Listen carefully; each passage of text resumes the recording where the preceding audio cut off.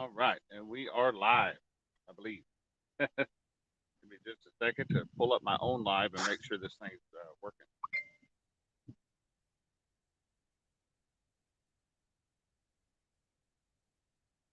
Let's see here. Says it's going. We might be in good shape. I got out here and my phone wasn't wanting to work. I'm having to use the tablet to stream, which is not usually how I do things. So, just a minute here. All right, looks like I'm showing up a little bit. So, got Nubby's Catfishing, Murillo's Family Fishing, Crappie Day Fish On, Mark Farnham, Richard from Fishing and Freedom, James Dockery Fishing, Catfish Weekly. That's Mr. Lyle Stokes. Fields to Water. Two stands, eighth stand, and Creole, Joe Buck 66. It's probably going to be a little fuzzy until things calm down. The signal here where we ended up having to go tonight is not the greatest. So we'll see how this goes. We may end up ending it a little bit early just because of technical things, but we're here. We're going to lose our daylight. I'm going to get out here and get the rods and everything in the water real quick. I'll bear back. Hey, Caitlin, can you watch the chat? And if people have questions, will you answer them?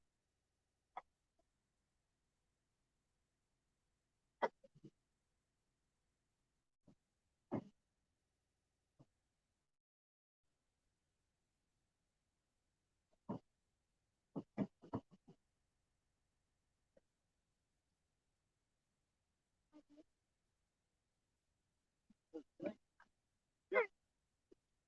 Snake. Kevin's the one sticking a little water snake sticking his head up.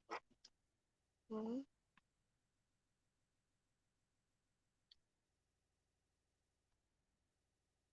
Mm-hmm.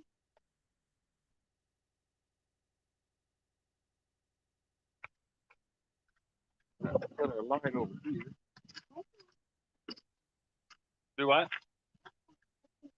Well, if you don't know, when I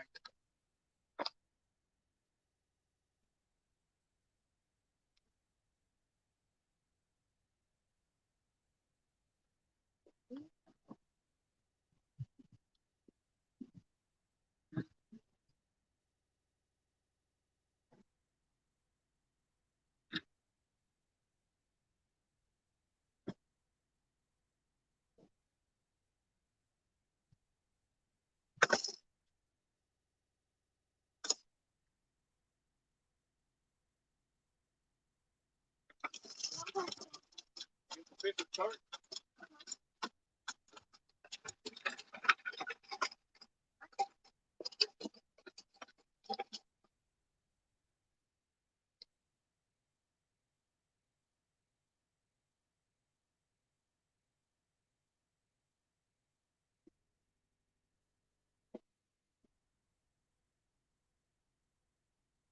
Let's get our good light on.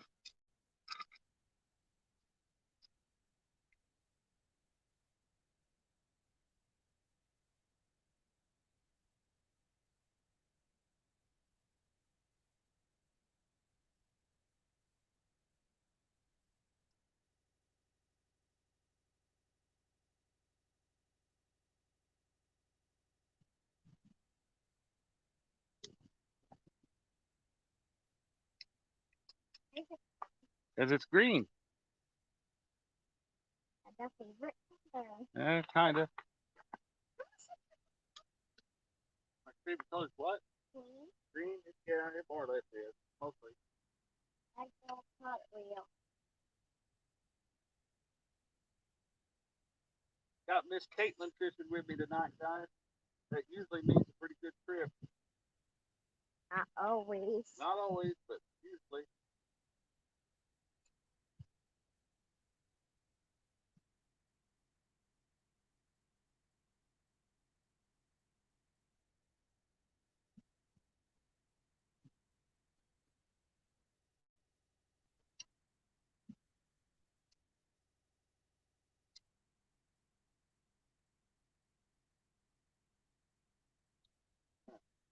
Rod.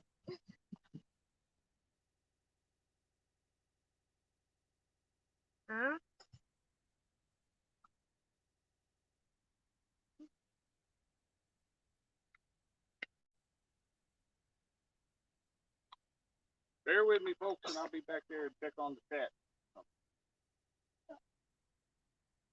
Tell everybody hi, Kate. Oh, Dad, question. What? Where's the fish? They're in the water. That's where they live. Uh-huh.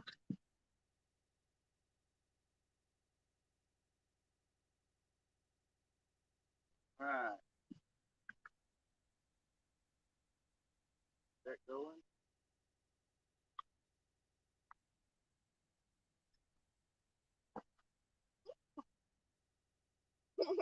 What's that? It looks like chicken. No, it's not Mama.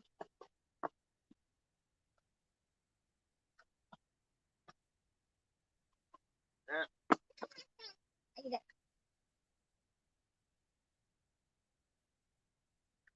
That.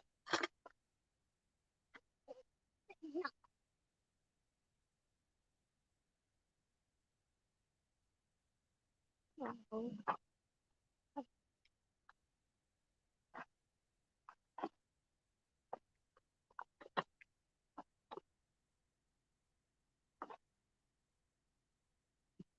All right, there we go. Get our Cinderella candle going.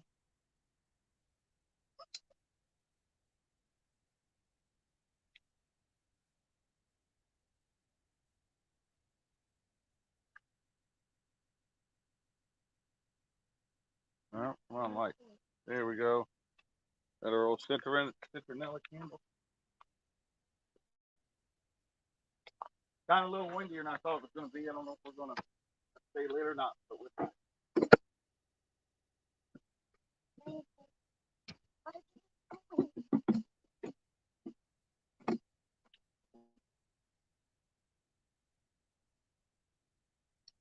all right.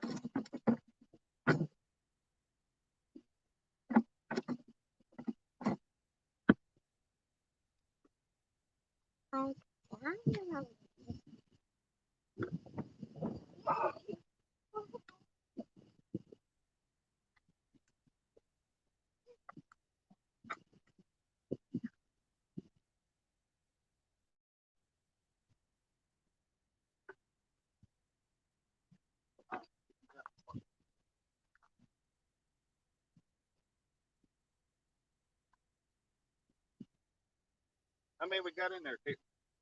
And when? Watch it. You should say a number up towards the top. 15. 15? All right.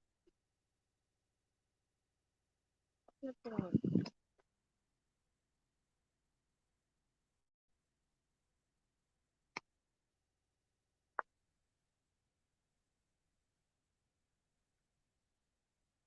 Oh. What? I thought. What'd he do? Nothing. Oh, okay. But he gave a link.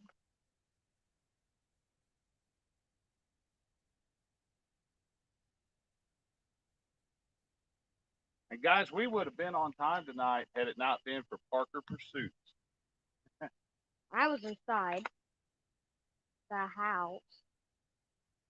Well, Parker was supposed to come by and bring his boat by to be looked at. There's the candle out. Oh, okay. It's not gonna stay lit then. Parker was supposed to bring his boat by about 6 o'clock. He got stuck having to work a little late. He didn't get to the house after 7 o'clock. But in that little bit of time, we were able to get it fired up, let him try it, make sure it's gonna run.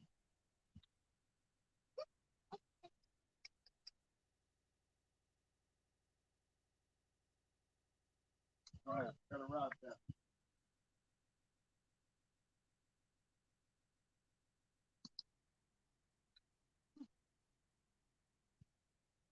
But I have any more to say.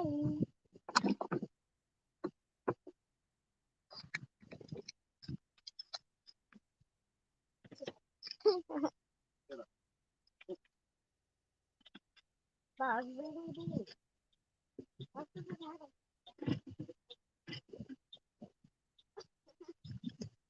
All right, let's see. Can you see those rods? Oh, yeah, you can see those. Just got my DeWalt portable fan, testing it out to see how long it lasts at full throttle. Awesome, Creole. I bought one of the Bauer ones, the Harbor Freight ones, a couple weeks ago, and I could say I'm honestly impressed with it. So let's see who we got in here. 15 watching. There's Parker Pursuits. We blame him for being late tonight. Creole says, "Is that the new bus driver I hear?" That's you. Caitlin's the bus driver. Yak Shore said, "Where to fish at?" Buddy, they're in the water. That's where we're going to hope to pull them out. That's the truth, Mark. Fish. Mark says the fish are in trouble tonight. Josh brought the fisher girl with him. Let's see here.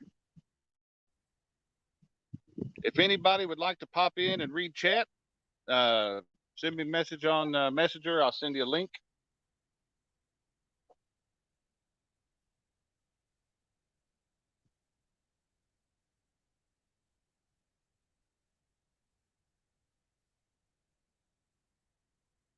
It won't be much longer, and Christina and John are on their way out too.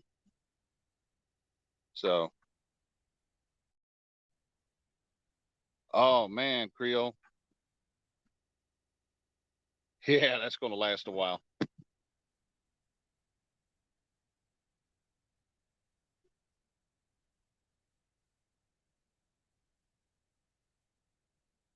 Mark said the same thing. Said that should last a while.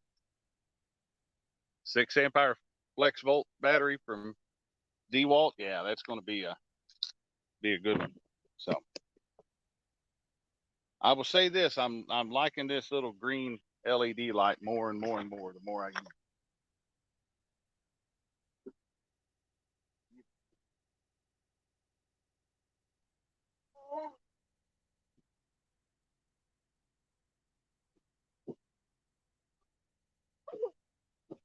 There we go. Light up less of the ground and more of the rods. That's a pretty. Driving through Mark's and Josh's godforsaken state. That's the truth, Jerry. That's the truth. Somebody there's a post on Facebook today that said, "What is your name one thing your state is known for?" And I said taxes.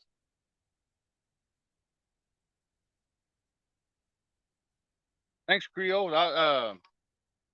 They were cheap. You get a pair of these things, and I'm only using one, but there's a pair of them. They're 12-volt lights, and they was $35 delivered on Amazon. So, Mark throwing the gauntlet down said, "Parker, you sure spend a lot of time on this side of the river for someone who don't like it." There is some truth to that. See if I can finagle my power bank in there. Hello, Nightbot. As long as you behave, you can stick around, buddy.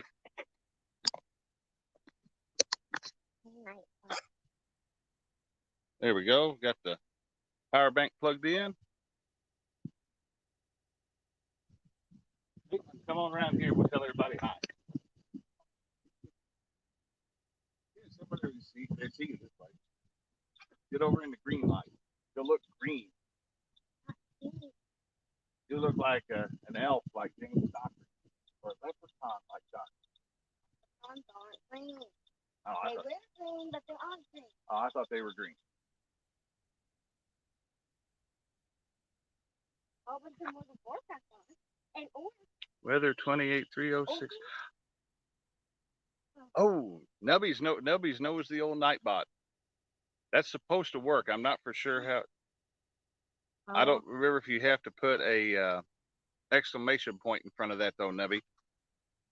Mark says, "Hi, Miss Caitlin. Josh, if you need me to read chat, send me a link." Mark, you should have one. You are welcome to come in, brother.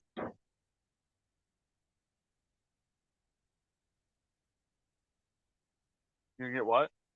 Okay, you go get your rock. That's Mama there. I recognize the headlights. All right. Hey, she's getting ready to pull in the park. She's getting ready to pull in the parking lot. Come and stick close to me. It's dark. I don't want you getting run over. Do you not have shoes on? Oh, do you? Where's your shoes?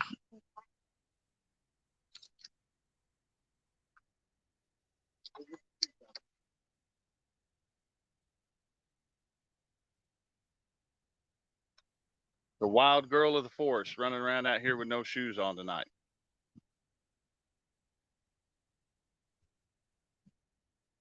There. Oh, nope. I almost thought that was going to work. I do know if you put exclamation Dockery that it does something special.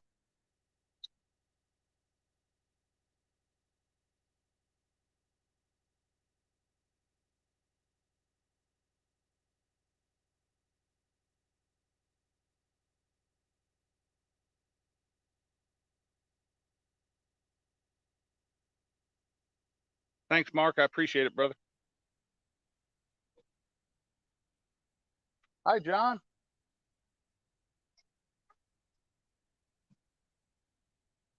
Oh. I think the middle rod might have got a tap. And just fair warning, not tonight, guys, unless we just happen to catch a hog, we are keeping fish, and we're keeping fish for a very special reason. This past Sunday was my son John's second birthday. This Saturday is his birthday party for his second birthday, and he threw a big rock, and they let's see if this will work. Hey, John, come here, buddy. Hey, John, come up here. I got a chair for you. You want to sit in your chair? Look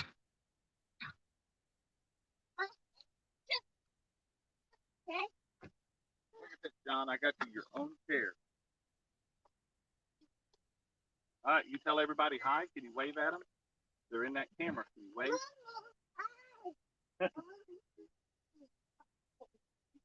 Somebody almost stepped on a cottonmouth? Who did? Nubbies went fishing after dark. Got the river and almost stepped on a cottonmouth. Missed it by a couple inches. Ouch, Nubby. That's one of the things I always worry. John, come here. You cannot go out there. Nubby off the dock. No babies. No babies on the dock. You gotta be 5 foot tall to go on the dock. That means Doctor can't go on it either. There we go. Yay. Hey, you got a special job. Can you do a job for me? You want to help me out? Can you watch those rods and make sure if we've got a fish? Sit right there and do it. Nope. Yeah, expecting the 2-year-old to sit still. I know. You were asking a lot there, babe. Green. That's right. Very good. Green.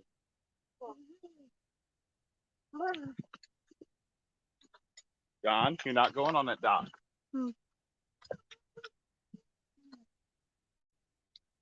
Greg Burgess. Hello, Greg.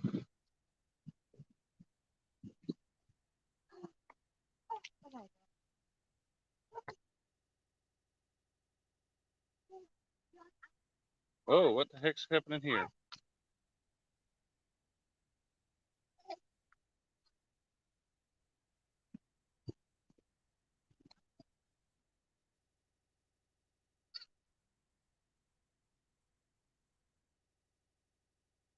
There we go. Hopefully that didn't interrupt my show there for any length of time. Up there's Mark. Add the stream. What's going on, Josh? Make me little so people can see the screen. Okay, let me stick it here. I know that's a tall order, making me little. Let's see here. What's up, Greg Burgess? How you doing?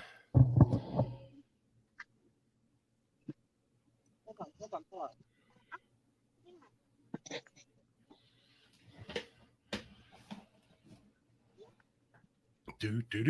Any luck yet, Josh? Nothing yet. It took us way too long to get out here. Well, you got 2 kids in tow, right? Oh yeah. Hey, there's a button here now that says join the chat. I'm going to press it. Hopefully it won't end your stream. I don't have rights to end your stream, though. Cancel. This bar changes. Oh, it says I can connect. Look, I can connect directly to YouTube here. That's Oh, I've never heard of that. They must just add it. Well, I'm going to test drive it. It opens up a separate window. Oh, there we go. Look at this. I can type. Oh, cool. Look at that. Right in StreamYard. I wonder if I can use the shortcuts like at. No, it doesn't let me use my shortcuts like I like.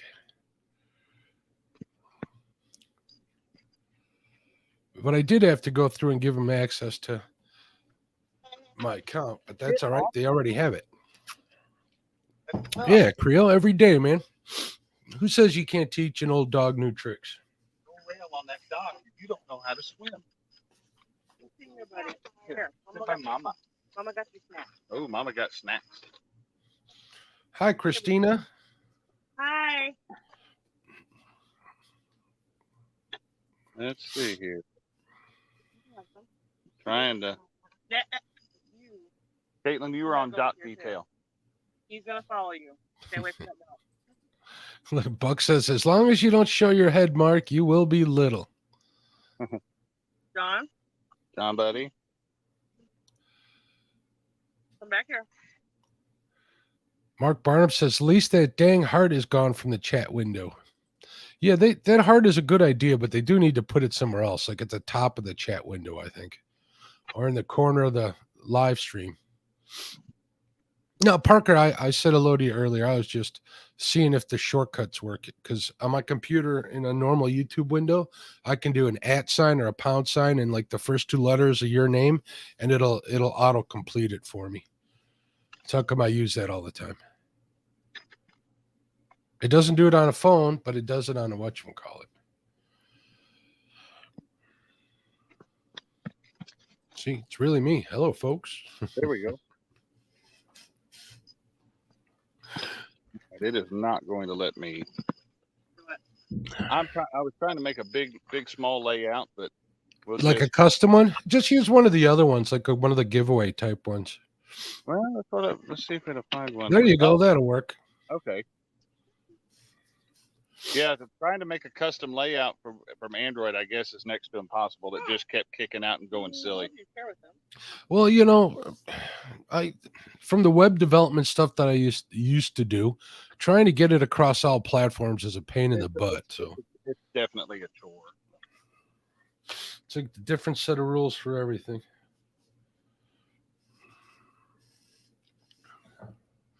So I got a bait tank full of bullheads that I'm trying to keep alive. I don't know if I'll be able to. I might just release them back. I've got the same thing at home. I think spawn's happening up here. So I've had. Now don't get me wrong. The tank is a bit overpopulated.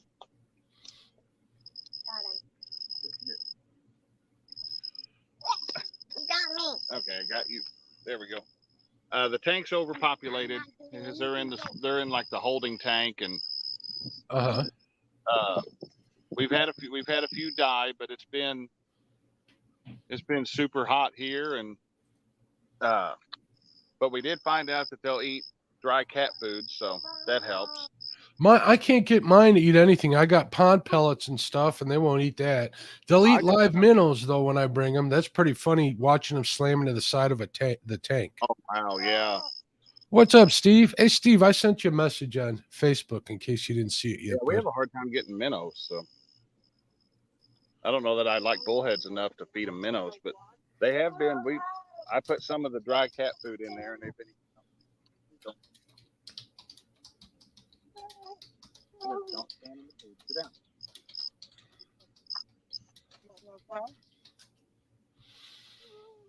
Just feed them some night crawlers they'll keep. That's a good idea too. I bet they'd eat a night crawler. Yeah, they'll eat night crawlers. You just rinse them out. I used to have like a strainer in the garage, and I would just rinse them off and dump them in there. Oh, that's not a bad idea because when we used to feed it, when we had a bluegill in the aquarium, we'd drop worms in, but we didn't rinse them, and it always make the aquarium water dirty for a while. Yeah, you just got to rinse them. Lyle even says feed them dog food. So I think we'll have to see how it goes tonight. Judging by, and I haven't seen anything. We're at Crab Orchard. I haven't seen anything Crab Orchard specific, but I have seen where people have been saying that Wren Lake has not been on fire like it should be this time of year. So we may have a delayed spawn going on. So, man, I was talking to a couple guys this afternoon, and it's just been tragically difficult to catch any fish whatsoever out here, and it's because the river's so low, and the all the vegetation's gone gangbusters. It's choking everything out. It's just hard to get to the fish. I'm guessing they're there, but the only luck anybody's been having is just getting in the channel and just waiting them out. So yeah, Lyle says feed them dog food. yeah, I'll try that. I'll throw a handful of the puppies' food in there, see if they'll eat it.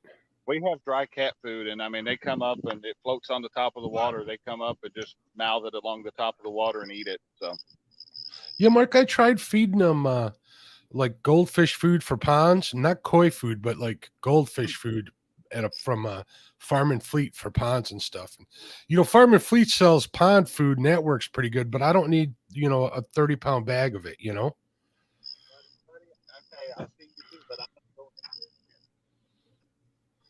Steve Mosley says, I fished for 6 hours and not a bite last night. I can relate. I'm worried about this panfish tournament. I got to start doing a little scouting here to some of these ponds I haven't fished in a long time. well, we got more. I tell you what, there's like 110 heat index today, but we had a little bit of a front move through, or some pop-up storms move through. We had some pop-up storms move through earlier this afternoon, and once they got through, we got us a breeze, and it's a good south wind. Uh-huh. But the humidity's still there, but the breeze is helping. Yeah, we had 89 degrees and 88% humidity. It was horrible here this afternoon. It was awful up here today. We were at 100 degrees, and with the humidity, the heat index was at like 110. That's warmer than it was up here, but it all depends on what you're tempered to. You know what I mean? Yeah, I think tomorrow's supposed to be worse, but let me take a look at what we're supposed to have tomorrow. Tomorrow, it was hailing over in Heron earlier. Tomorrow's the exact same as today was, so it'll be hot. We're supposed to go see Santana on Saturday night. They're saying 50% chance of storms, but we'll bring umbrellas. It'll be fine. That would be an awesome show. It'll be a good show. We're looking forward to it. It's also at a place where you can bring adult beverages and whatever kind of food you want, so it's kind of cool. That's even better. You can bring your own. Can't beat that. Mark Barnum says, we had a pop-up storm this morning, and it rained enough to wet things and jack the humidity. I got home, and I could tell that I found a few places where there was some raindrops, but everything had evaporated by the time I got home. Now, yeah, just the next town up where my mom and dad live, up in Heron, it come a pretty good storm. They had quarter-size hail and everything else. So I heard like Springfield got hammered. Here, John. I saw a post on Facebook. Somebody was saying their power's still out, and there's all sorts of wind damage and stuff. So, wow. Jello says those storms still have my power knocked out. Stay safe, buddy. We had over 80 mile per hour winds up here. Jello, where are you at, Jello? Forgive me for not remembering. They had some like Central Illinois, Indiana, and like the Northwest Kentucky had some pretty strong storms roll through pretty much all day, and they were packing some winds. At least it blew some of that smoke out of there. No. Hopefully nobody got hurt. No, John. Come here, bud. John, come here.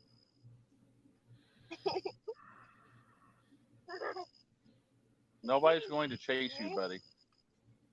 You want to fry?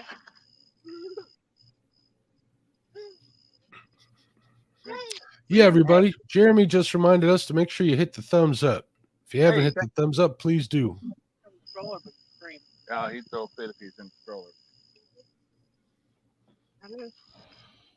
I'm in chat. John, no. Look at the comment. It's from Jello. Look. The Jello shake. We had those storms should have power knocked out 80-mile-per-hour winds. Man, that's some strong wind. We had storms like that up by here, and my dad's power was knocked out for like 8 days. Ouch.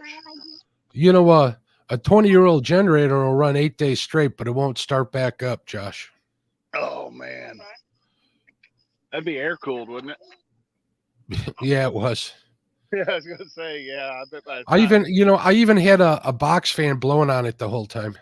Yeah, that's just a long time to have heat on those. Yep. And it was in the middle of summer too, so it was nasty. Ugh. But kept the fridges running and the sump pumps working, so. David Smith says, Mark, send some cooler weather down here. Had to work yesterday and today in Arkansas Delta, 110-degree heat. Yesterday, 112.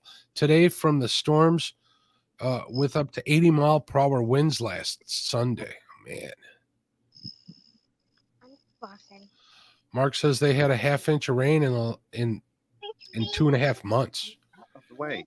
Yeah, our rain is pretty much non-existent. It rains here for like 20 minutes, and then that's it. Enough to ruin a car wash. That's about it. Oh yeah, that sounds about right. I haven't cut my grass in 3.5 weeks. If I cut mine now, it's going to die. You know, I'm watering mine, Josh, just enough to keep it from dying.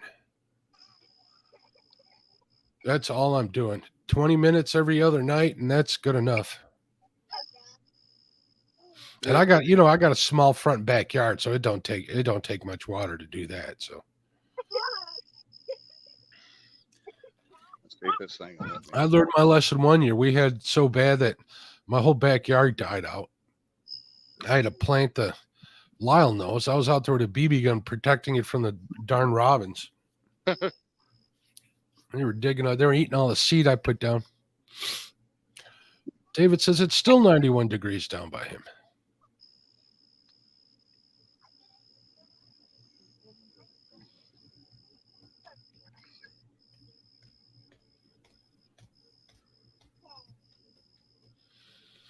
Mark Barnum says, I have mowed once in 6 weeks. Lyle says it's 89 by Lyle. You can keep that down there, Lyle. No, John. Did you know that Lyle lives in Hades, Missouri?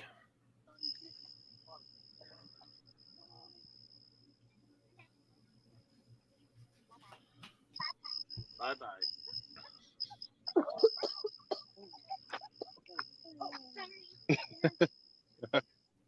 You're okay. Well, it's fine, John. You're all right.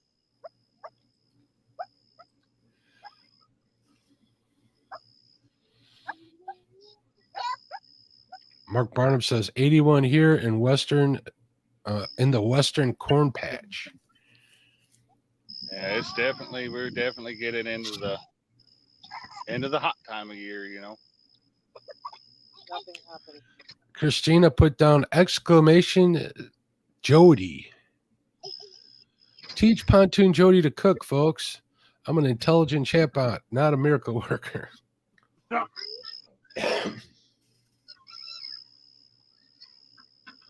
So, folks, I'm an intelligent chatbot, not a miracle worker. Really? What's the other one in there? There's exclamation Dockery. Is that case sensitive or no? No, not that I believe. I don't think it is. Let's see if it works in StreamYard when I send it up there. There we go. Subscribe to the friendliest and tallest fisherman on YouTube, James Dockery Fishing. Jilla says, we have been running irrigation nonstop on our seed corn, just keeping it alive. This rain was needed. The wind was not. You know, it's funny you mention that.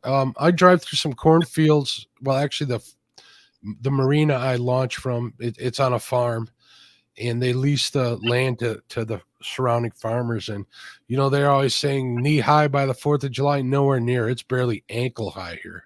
Oh man, that's crazy.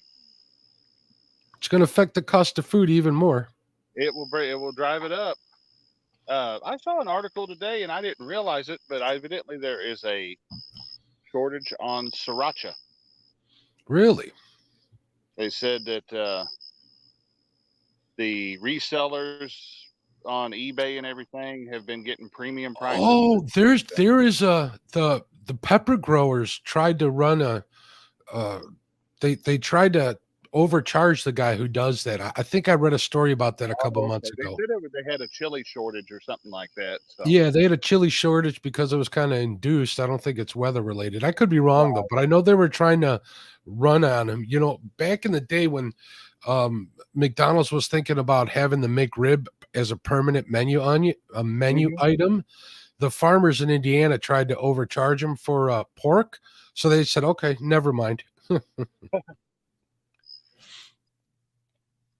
I always liked the McRib. I think it's okay. I'd rather have a fillet of fish. Me and Lyle are probably on the same side of that one. One of our local McDonald's, and it's been years ago.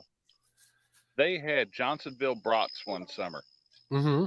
and you could get a Johnsonville brat cooked up with, and they'd put the spicy brown mustard and grilled onions on that thing, the quarter onions. Yep. And man, those things were good.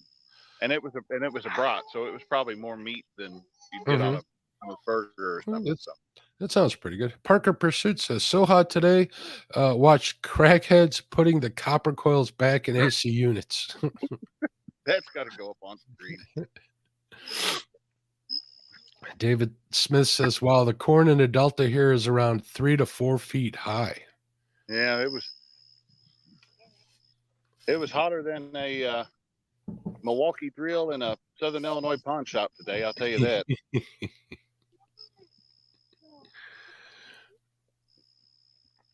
Jella says they're going to be pulling tassels next week. Oh man. Maybe the farmer that leases that property, maybe he just got a late start. Who knows? Oh, there it is. I was sitting here and I'm going, where's my chair? And it was in front of the tripod. So I'm going to sit behind it and we'll watch the rods, and I can watch chat this way. I did pick up some sweet corn today while I was out, so I'm looking forward to that. Oh man. Well, if we can't get fish for John's birthday party, then we may end up grilling some chicken legs and chicken wings and stuff like that on the pellet smoker. So nice. Hey, there's fishing with Big Mike. Hey, Big Mike, what do you know, buddy? Good to see you in here. 22 people in here already tonight. It's good numbers for right here at the middle of the week. So far, no real action yet. But this spot is spot's weird. This spot you might sit for a bit and then get nailed. You never know. Oh my God, I'm here. Joe Buck 66 says it was so hot here in Georgia. I seen two trees fighting over a dog. Trees fighting over the dog. That's awesome. What's up, Crazy Hillbilly? How you doing? Yes, it is a weird spot.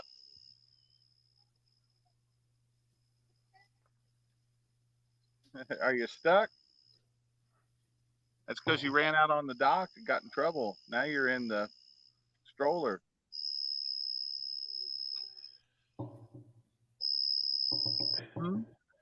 So you just used worms tonight, Josh? No, we're using cut shad. Oh, cool. After the Panfish Nation show last night, Caitlin and I ran out. Oh, left pole. Oh, yep. Oh, I saw that. We got a nibble.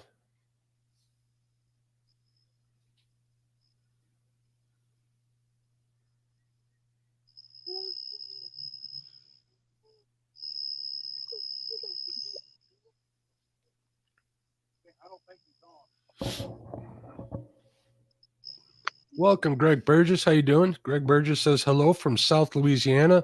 We were about 16 inches below the normal rainfall this year.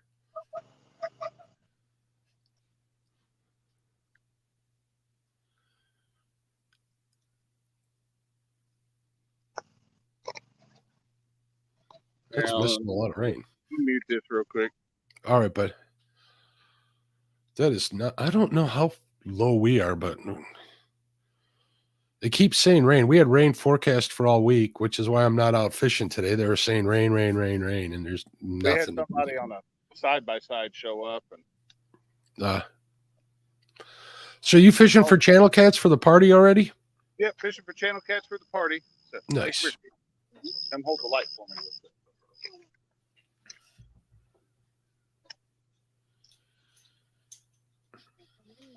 There's Art holding the flashlight for Dad.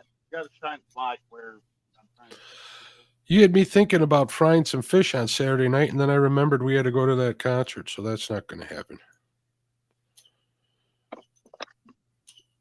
I almost called my mom and told her to come over because I promised her one up here real soon, and I'm glad I didn't call her until I figured that out. Josh, can you still hear me? He's kind of distracted right now. Okay, because the screen went dark. I just wanted to make sure that. Oh, I had to move the light. It's sitting on the cooler. I want to make sure it wasn't me. Ron, you do not help. Let me stop the phone. You learn not to run off. All right, can you see again? Yep, we can see it. Okay. There we go. Mark Barnum says, Oh, there we go. I had the green light sitting on top of my bait cooler, so I have to move it every time I need bait. oh, every time you need bait? Okay. I thought that maybe I got disconnected. I've been having some internet problems today. Mark Barnum says they said early morning rain here, but I don't believe him. I'd take it if we could. I think the only weatherman I kind of trust is that Ryan Hall, y'all, but the only time he goes live is when all hell's breaking loose. And it's kind of hard to be wrong when it's happening, you know? But he calls them funnel clouds pretty dead on. He is. I like him a lot. I do too. Even that young kid that helps him out, that kid's good too. Yeah, he's good, but he's cool.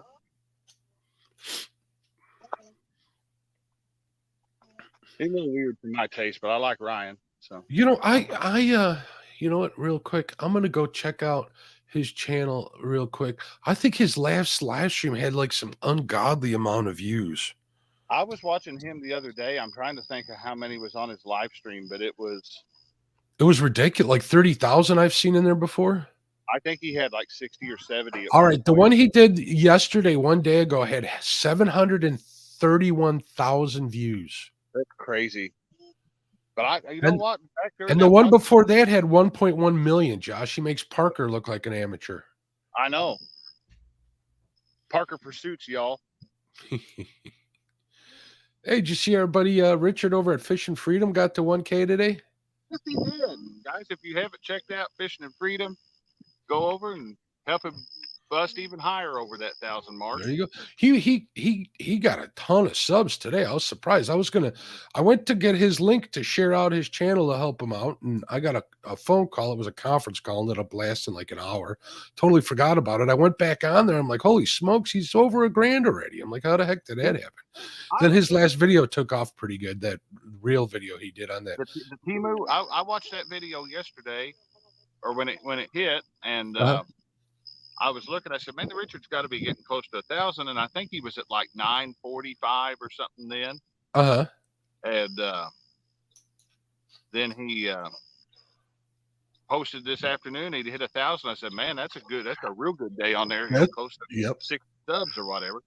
That's a good run. Yeah, I thought I checked it this morning. Maybe it was yesterday because he was 70 or no 60. He was 67 away. My bad, because he was at 933. There it goes. Yep, Ryan and his sidekick Andy. That's Andy. That's the kid's name. That's right. Andy's got his own channel too. I get the vibe that Andy don't leave the basement too much. It's me personally, but nothing against him. He just a little weird for my taste. But Ryan is awesome. I don't think he'd let somebody too weird hang out with him, so we got to give him some credit. That Andy comes off as one of them really, really smart kids. So There we go. David's right. Says Brian's good. He had the F3 tornado on live camera and called it about 20 seconds faster than the local weather here called it. I believe it. Multiple times come up and say, right here we've got a tornado signature, and Talking about that J that he finds out there, starting to wrap around even before it happens. Yeah. Well, that's how them storm chasers know. They got their signs. They know where to look. Oh yeah, we used to do that. We still go through training every so often. I don't get to do it like I used to. I really enjoyed it. I did it late 90s, early 2000s before we really had we had no mobile data. So I mean, you check the radar before you left the house, and you were at the mercy of anybody else that was on the spotter network with you or on the spotter net with you, and you might grab a portable TV set if you can get a local broadcast station that happened to catch them showing radar. But yeah, I just listen to it on my little handheld radio at home. I had Usually, a bunch of real good tornado pictures, and I lost that album. I don't know whatever happened to it. So they were all film pictures. So once they were gone, they were gone. They were gone. Rich did a good, yeah. I started that Temu. I ordered a little handheld Bofang two-way radio off there, but I had to get to $10 or they wouldn't let me place the order. So I couldn't just order the radio itself. And so I ordered fishing lures off there. We'll be trying those out for too long. What did you order? You broke up on the second part. Oh, I ordered some fishing lures off there. Oh, okay. And kind of a neat little soft plastic. I don't see how it wouldn't. Oh, I hear bells. Bells. It sounded like bells or something ringing. I don't know. Like I don't have any bells on the rods, so.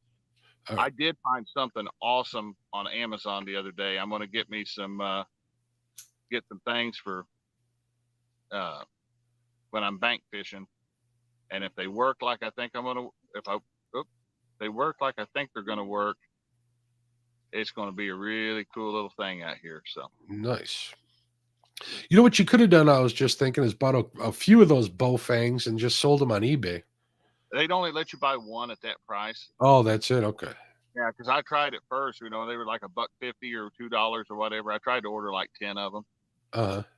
But it said it was a one time. It was a one. After that, it jumped up to like $20 a piece, which still isn't bad, but it's not the dollar something that. We got a little bit of waves going on tonight. Yeah, look at that. There's Avid Fisherman. Hey, saying hello. Avid's another Illinoisan in here. Good to see you, buddy. Parker gave him some tips the other night. He told him to quit fishing the Kaskaskia. He doesn't think those big fish come in there as often as you'd want them to. Yeah, and then he told me tonight after we got his boat fired up and running and checked it out that he's like, I might take it to the Kaskaskia. And I'm like, okay. Parker's just trying to keep you off his honey hole, I think. So that could be. Greg Burgess saying hello to Avid. If Parker's boat fishing, he doesn't have to worry unless he's within a bank spot. He don't have to worry about Avid. We know Avid won't go out on Bigfoot. Don't go on boats. So nope, he does not. Hey, did you get that surprise for Jerry's boat that we're not going to tell him about? Ready? Yeah, it's all right. Wait, well, we won't talk about it anymore. Let him find it. Yeah, just hide it real good. I have full faith that he won't find it for months. It's already been taken care of. All right, man. Gary will find it. It might take a bit, but he'll find it. Avid says, I have several honey holes on that river. Well, you should start fishing them, Avid. I've struck out every time I've hit that river, and it's one of those ones that I know there's good fish in it. And I just haven't had any luck with it yet. And Mark Barnum says I've been going to order some black spooks to paint up. oh yeah, blank spooks. Yeah, that's where I get on. Well, I don't get mine from Temu. I usually get them on Amazon or eBay. But yeah, that's what I buy. Just the cheap plastic spooks. And You know what I forgot to pick up today? I was gonna go over to Walmart. I avoided Walmart like the plague today. I was gonna get like a small Dutch oven, like one of them camp ones. yeah, But I also need to order one of those ladles to start processing that lead I have. oh yeah, yeah. Start Get making ingots. pick you up at the dollar store or something. Well, yeah, you'll still want one. A cheap slotted spoon, because when you start melting that lead down, all that crap that comes up and floats to the top. Okay. A slotted spoon, you can skim that top of that with it. Cool. And I'll make sure to do that. If I'm at Walmart, well, that's why I was going to buy one of them Lodge cast that's iron Dutch ovens, the smallest one they have, and use that. and then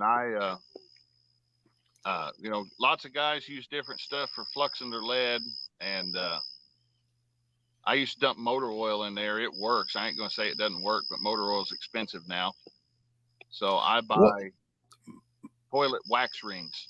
Oh, that'll work. My neighbor, I hear you can use sawdust too, right? Sawdust to work. Any type of petroleum, like an oil base, any type of oil or paraffin wax will work. Uh-huh.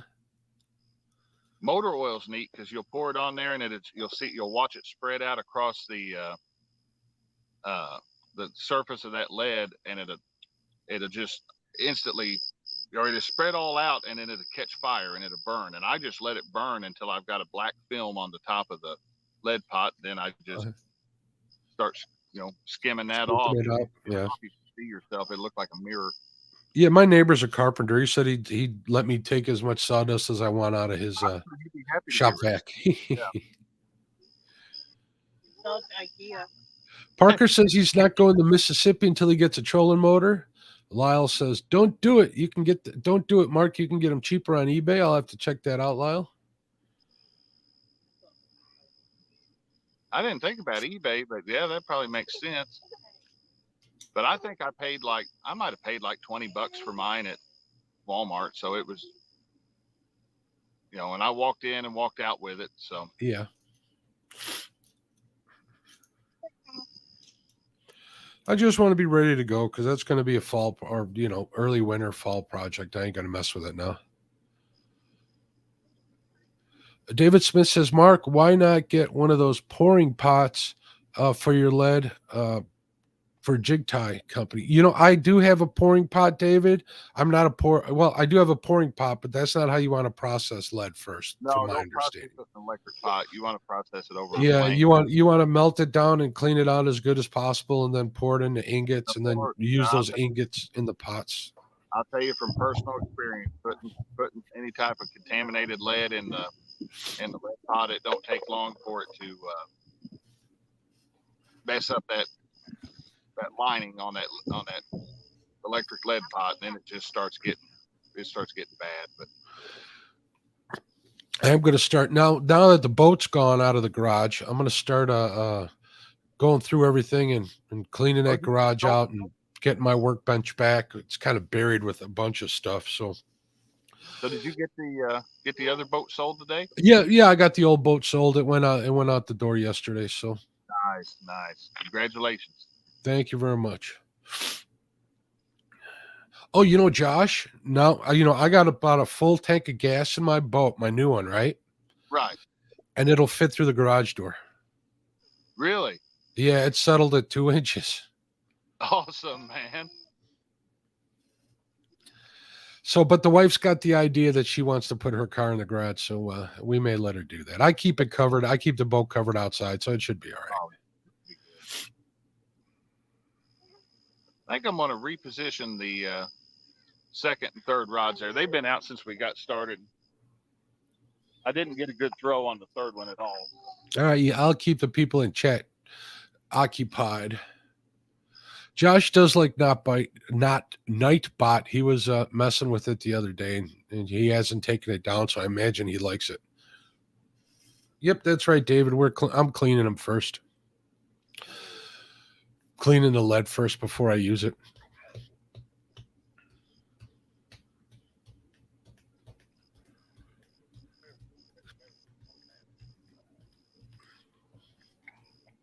I still got to get David. I still got to get some molds and obviously some hooks and stuff. I'm gonna just use it for pouring like jig heads and stuff. I got my eye on a couple, and they're not real cheap, so we'll see. David, no joke. He says you just need to buy a house with a bigger garage. No, Mark, that poor boat.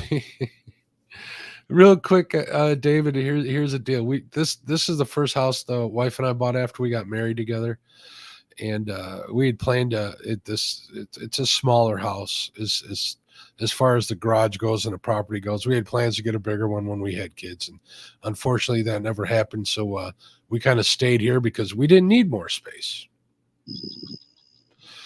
But now I need a bigger garage.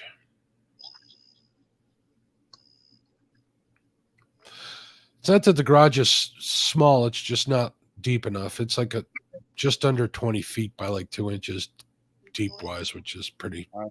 So shallow. we back out there now. I threw one out, got a real good throw on that one on the right. There you go. And it's out there on that off this point. And then the other two are out there pretty far. The one that has gotten bit so far, I'd winged it out as far as I could get it. It's probably only maybe 2 or 3 foot deep out there at the most in this cove. It's a real shallow cove, but well, I was fishing in the relatively deep water all day on Tuesday, and that didn't do it. So I'm thinking that shallow water probably would have been my safe bet. So that PB flathead I caught about a month ago, it come from right here at this spot. So okay.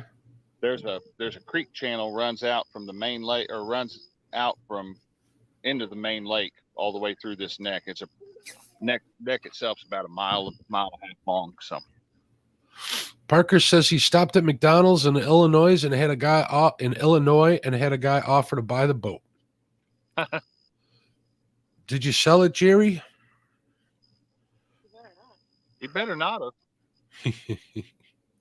Did everything check out for him, Josh? Man, I tell you what, other than one little hiccup that we corrected pretty quickly, everything was good to go. We got it all hooked up, and of course, a lot of times your motors, they just have 2 black wires coming off, and we hit the I hit the starter and it was spinning, but it wouldn't. The Bendix wouldn't rise. Uh-huh. And when we hooked up the motor, I was like, "Well, this thing's weird because it's." I told him, I said, "Your trim's wired backwards," and it didn't catch with me for a second until I realized, oh, okay, it's starter ain't rising because it's spinning backwards. So what was labeled with a piece of red tape was actually the negative wire. So how did it start for the guy before? I don't know if Jerry's ever seen it start.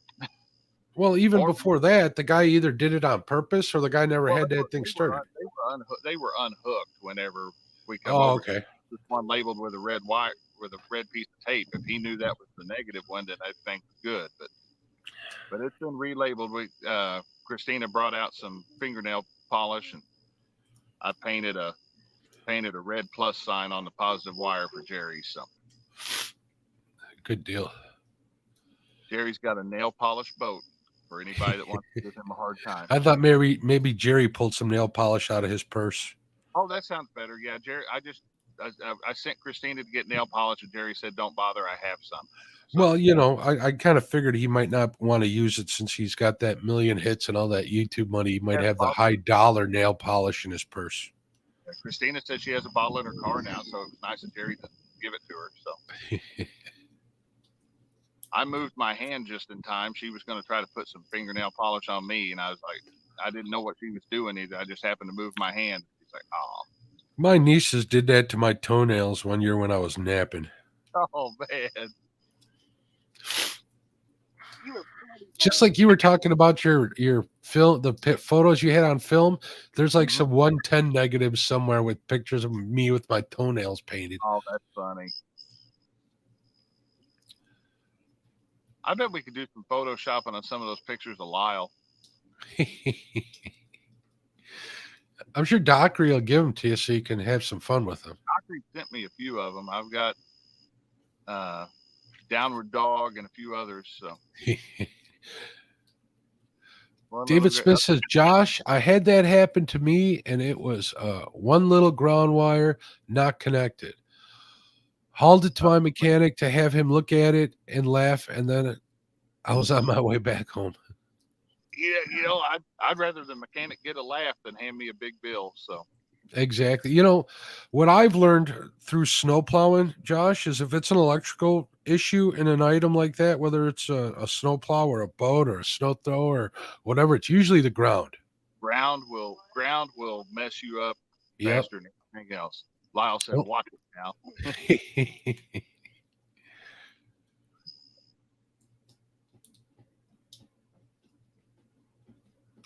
A bad ground or a just a poor ground will do it every time, especially if it's an outdoor item. It'll make you pull your hair out. So, and I don't have any to pull out. So, I had one of them Snowway plows, and I had 8 solenoids on that damn thing. oh man, it was a good plow until something broke. That sounds about right. Yeah, it didn't do too often. Made me a lot of money. Mr. Plow. Yeah, I did that for a long time. I used to love doing that. There was a Simpsons where he was a plow king or something, wasn't he? Oh, I don't recall. I think that's an old Simpsons. It was always fun when it's like 20 or 10 degrees below zero with the wind howling and a hydraulic hose breaks and shoots all over your window. Oh. That makes for a long night. Yeah, it would. Hi, baby. What are you doing? Laying on Mama? 90 degrees and you're laying across Mama. I bet Mama likes that. Let me check my temperature here. It's cold in this house. I'm getting all stuffy. I just took some decongestants again. It's still 80 degrees here. Yeah, it's probably about 80 here, but we've got that south wind blowing across this lake, and it's comfortable. David Smith says, well, needless to say, I have a brand new starter in the cabinet, thinking the one that was on the motor was bad. He proved me wrong. You know what, though? It's never a bad idea to have an extra starter. So we had, if that's waves on that middle rod messing with the line. The line went going up on camera, but the rod hasn't done anything. So there's a little breeze going on over there. I can see the trees shaking a little bit. It's comfortable. It's much more comfortable than I thought it was going to be. Yeah, I'm not seeing any bugs or anything on screen, so that little breeze might be helping. Yeah, we've got a few over there buzzing around the green light, but not as many as I was expecting. I was expecting to come out here and just swelter. But it's pretty comfortable now.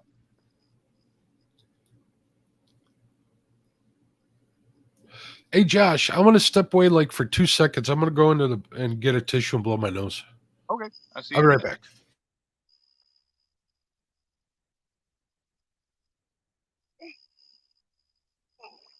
Dielectric grease. That's the truth, Mark.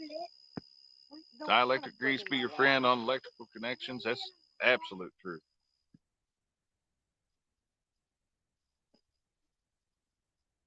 I was having some ignition issues on that old Suburban of mine. It's throttle body injected, and the ignition control module's up inside underneath the distributor cap. I finally had it figured that it's probably, if it ain't bad, it's still the original one that came on it, so it's probably time for, it wouldn't hurt to put a new one on. And I pulled that old one off, and it'd been on there so long that the dielectric grease was gone that used to be underneath it. It was just, it turned to powder. So I had some. I'm back, Josh. Okay. But I ended up taking with that ignition module, and I had some leftover thermal paste from a PC build, and I used that thermal paste under that ignition module. I said that thing will never overheat. So. Yeah, I used to use the heck out of that dielectric grease. I used to get it in the aerosol can with the nozzle on it. That stuff was awesome. I've got tubes of it all over the place. The only time I found that it kind of messed me up was the connections on a Lowrance hook 2 are so tight. They've got a little lip on them that's supposed to keep water out of the connectors. Uh-huh. And I put some dielectric grease in there, and it sealed it up enough that it wouldn't let the air out when I'd go to push the connector in. So the connector would go all the way in, and then it would push itself back out, and the thing would shut off. I ended up having to stick a toothpick in there and pick a lot of that dielectric grease Pick out. all that out. I was like, well, okay. It's funny you mention it. I got to figure out how to pair my trolling motor up to my Humminbird, see if that works. Oh, that's right. I think I might need a cable. I'm not quite sure yet. I got to see. I don't remember. Yeah, I've never tried that one. You have that iPilot Link, don't you? I do. I was kind of thinking I didn't need it, but after using it on Tuesday, it's pretty darn nice. Oh, it'd be awesome. And I was only using the cruise control. It like kept me at that 0.4 mile an hour, no matter what part of the river, because it gets narrow and wider, so that there's different current. So it adjusts for it, and it kept it steady. So, oh, that's awesome. That was pretty cool.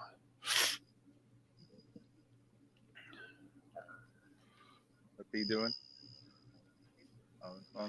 David Smith says, Josh, if you ever need any dielectric grease, let me know. We got a tube with every internet install we do, and we have a bucket of it. Oh man. That's what I miss. I used to have a buddy that worked for the cable company. He got me all kinds of stuff. Lance. What's up, Lance? Lance had a beautiful flathead. He put a picture of that on the Catfish Weekly bragging board this past Monday. Good looking fish. He was happy to get it. He was real happy to get that fish.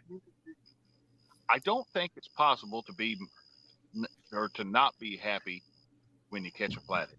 I seem to agree. I even like the little tiny ones you catch on a worm every now and then. I'm happy with those the most, probably. I caught one that was 6 or 7 pounds one day. I was fishing live with the river rats last year. Uh-huh. I caught a little 6 or 7 pound flathead. Man, I was proud to death of that thing. So. Hey, did you see Micah caught another Tennessee state record, huh? Yeah, I've been putting out brush fires on Catfish Weekly group on Facebook. Oh, yeah, that's right. You did mention that to me. I forgot about that. Now you can just post a link to that video he did because they show the release on there. That fish looked like it was fine. And he even thinks it's the same fish he caught last year. Oh, that's even better. Yep. If they have it tagged. Yeah, that's the thing. It'd be neat if it was tagged, but knowing him, he'll catch it again. So. Yep. They said he was down. I was told he was dragging when he caught that. Yeah, he has a whole hook up and fight on his channel. I put a link to it on my community tab. I will check that out. I haven't had a whole lot of chance. Yeah, it's cool. The video's not just because he catches the fish on video. It has him transporting the fish to the place, getting the weight, and then releasing the fish. It's really cool to see all that stuff. Awesome. I know there was a lot of people that were all this. People jump to conclusions, and you're free to believe what you choose to believe, but when you're on the Catfish Weekly group on Facebook, you can disagree with somebody, but you can do it without the profanity. So, yep, they had to put the hammer on a couple people, and that's always fun. Lance says, I got lucky that weekend, went out with Adam Zimmerman for the first time on his boat.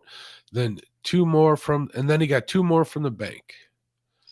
Oh man, that's cool. Adam's awesome person too. Adam's a good dude. I had the pleasure of camping next to him in Mendota, so we got to talk a little bit. He's a good guy. He sent me a message. Unfortunately we weren't able to make it up there this year, but he sent me a message. Said his kids were looking forward to seeing Caitlin. Said they made a friend last year. So Oh, poor kids. that's There's always next year. Hopefully you guys will be able to make it next year. Yeah, we do that. Hey, Jimmy Geiger's in the house. What's up, Jimmy? How you doing? We're still waiting on our first hookup today. That Mark is absolutely correct right there. Yep. The Karens and the Kens were out in force over that. It's the internet. It's just the internet. Yeah, it is. But it was, feelings get strong over that stuff. But you got to understand that the guy who caught it, it's not his first rodeo, and he knows how to take care of a fish. So I'm doing fantastic, Jimmy. I'm hanging out with Josh here and watching him fish. We're having a good time.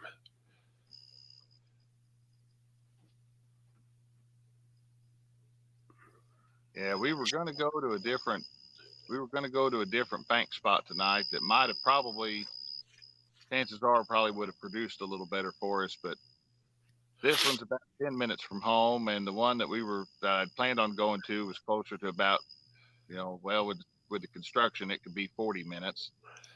And you ain't got to explain to me. I don't like going anywhere away from. I'm always asking for zip codes just to figure it out. I understand. Mark, just give him a 5-digit number and he'll. Actually, I'm thinking about traveling somewhere. I just don't know where. We'll figure it out. I went the other day. I was shopping somewhere and they wanted a zip code, and I know they do that for market, for just kind of see where their customers are coming from. So, I think I gave them 90210 for my zip code. So. It's funny you mentioned that. I was watching Chud's Barbecue today. I'm sure Lyle saw it too. And Miller Lite was doing a giveaway through his channel for this Yakitori grill. They're pretty cool. It's like a $2,000 grill, by the way. Oh, wow. And I go on the site that he sends you to register to win that, and it said Texas residents only. I was like, what in the hell? Oh, man. So I replied on the video, what kind of Bud Light garbage is this?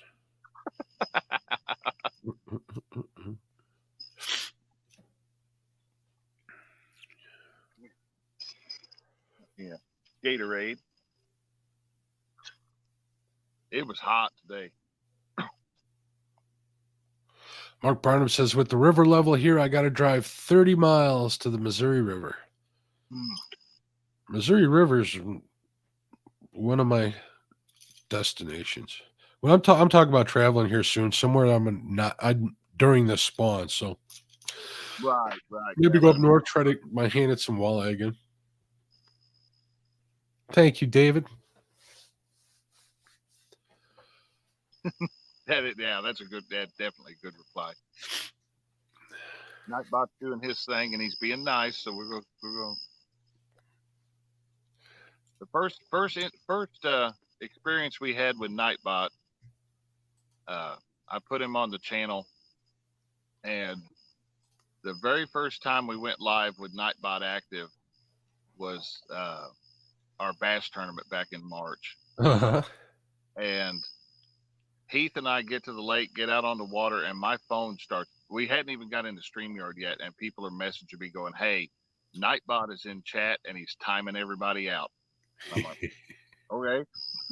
Well, evidently, if you used more than one emoji, Nightbot didn't like that. So he was. Thinks you're spamming chat. I guess, and somehow he knows how to. Like if I hit timeout, I'm a channel owner. If I hit timeout, it's 5 minutes. I can't change it. He was timed out for 10 minutes, timed out for 8 minutes, whatever. I mean, he was throwing random numbers and everything. So I wonder how they do that. He's probably tied in with YouTube somehow. Huh. Unless unless if timing somebody out, it's just a command that the uh Right. that the HTML sends. If he sends it different, it's kind of like Yeah, hacking it's SQL code. probably a variable that it's Yeah, putting in. So, but interesting. I'll have to do a little googling. Make my next live stream on somebody else's chat interesting. oh yeah. No, I hadn't ever really messed with it. And one of the guys that I'll watch fish live is local Mark's Fishing over in the UK, Uh-huh. and he had it in there in his chat and was he had it in there in his chat and had some added commands like I put in and seemed like it was having a little bit of fun. So I was like, well, we'll give it a shot and see what it does. And it takes a little bit to get you got to go in and turn off some stuff that is on by default. And once you get that turned off, you got a pretty good little chat bot. But, You need to turn that weather on. Lyle will like that. oh yeah, Oh boy, if they had a plug-in for internet speed, he would love it. oh he would. I think we need to put a command in there. You know, if you put exclamation Lyle, it'll say like Ho you know, ho ho. or chicken is the best bait. Lyle, Oh, he'd love that. I can't believe I didn't even get a bite on chicken. I can. Yeah. I've not had much luck with it at all. I was going for channel cats, and that stretch of river I was on. Last time I dragged that stretch, I got 20 channel cats. Yeah, we had you know, Wren Lake is a channel cat factory, and we have, if we've caught any fish on chicken there, it's maybe I could probably count them on one hand. Now we did the pumpkin spice shad and strawberry jello shad or whatever up there, and they ate that, but I think they ended up liking the pumpkin spice shad better than anything else. Oh, I got to figure out a cast net to buy. I would have told you a Phytech, but everybody's saying that the new Phytechs are not what they used to be. Not So. what they used to be. Well, I need to figure out what size I need because all like my cast nets are those cheap ones you get from Walmart. Because the only time I used to use them was from the bank, and I'd lose a lot of them that way. So I'd rather lose a $30 Walmart one than an expensive Phytech. You know. Yeah, I usually buy the 5-footers or the 6-footers depending on what they have. 5-footer's big enough for me. 5-footers good. I mean, it's a 5-foot radius. If it's open, you know, when it's fully open, it's 10-foot diameter. So Lance says, Mark, use shrimp for channel cats. It's been working for us up here. that's what we used to use all the time was When shrimp. I'll use cooked shrimp for perch when I'm going downtown, but I I don't always- see that staying on the hook if I'm dragging baits, though, Lance. We always bought the peel on raw, you know, just a regular old raw shrimp, and you had to have that peel on there or that shell on there because it would didn't come want off. to if you didn't. I forgot one night we went out jugging, and we got home. It was late. I pulled the truck in the yard with the boat trailer attached, and just went in and went to bed. And it was probably about temperature wise like it was today, where it's 100 degrees. I got out there the next day and I'm like, what stinks? And there's flies everywhere. I'd left a bag of shrimp out there and it spoiled. I've done stuff like that a There we lot. go. We still have Lyle. All we got to do is talk about shrimp. I have a taste for some grilled shrimp. You know what? I went to the like the local Italian deli / butcher right today to get some cheap meat from there, and I picked up some cross-cut beef ribs. So I got them marinating in some Korean marinade. I'm gonna make them tomorrow for lunch. Ooh, that sounds good. But it was between that and shrimp, and I just had. It's been too long since I had some real red meat, so I got those.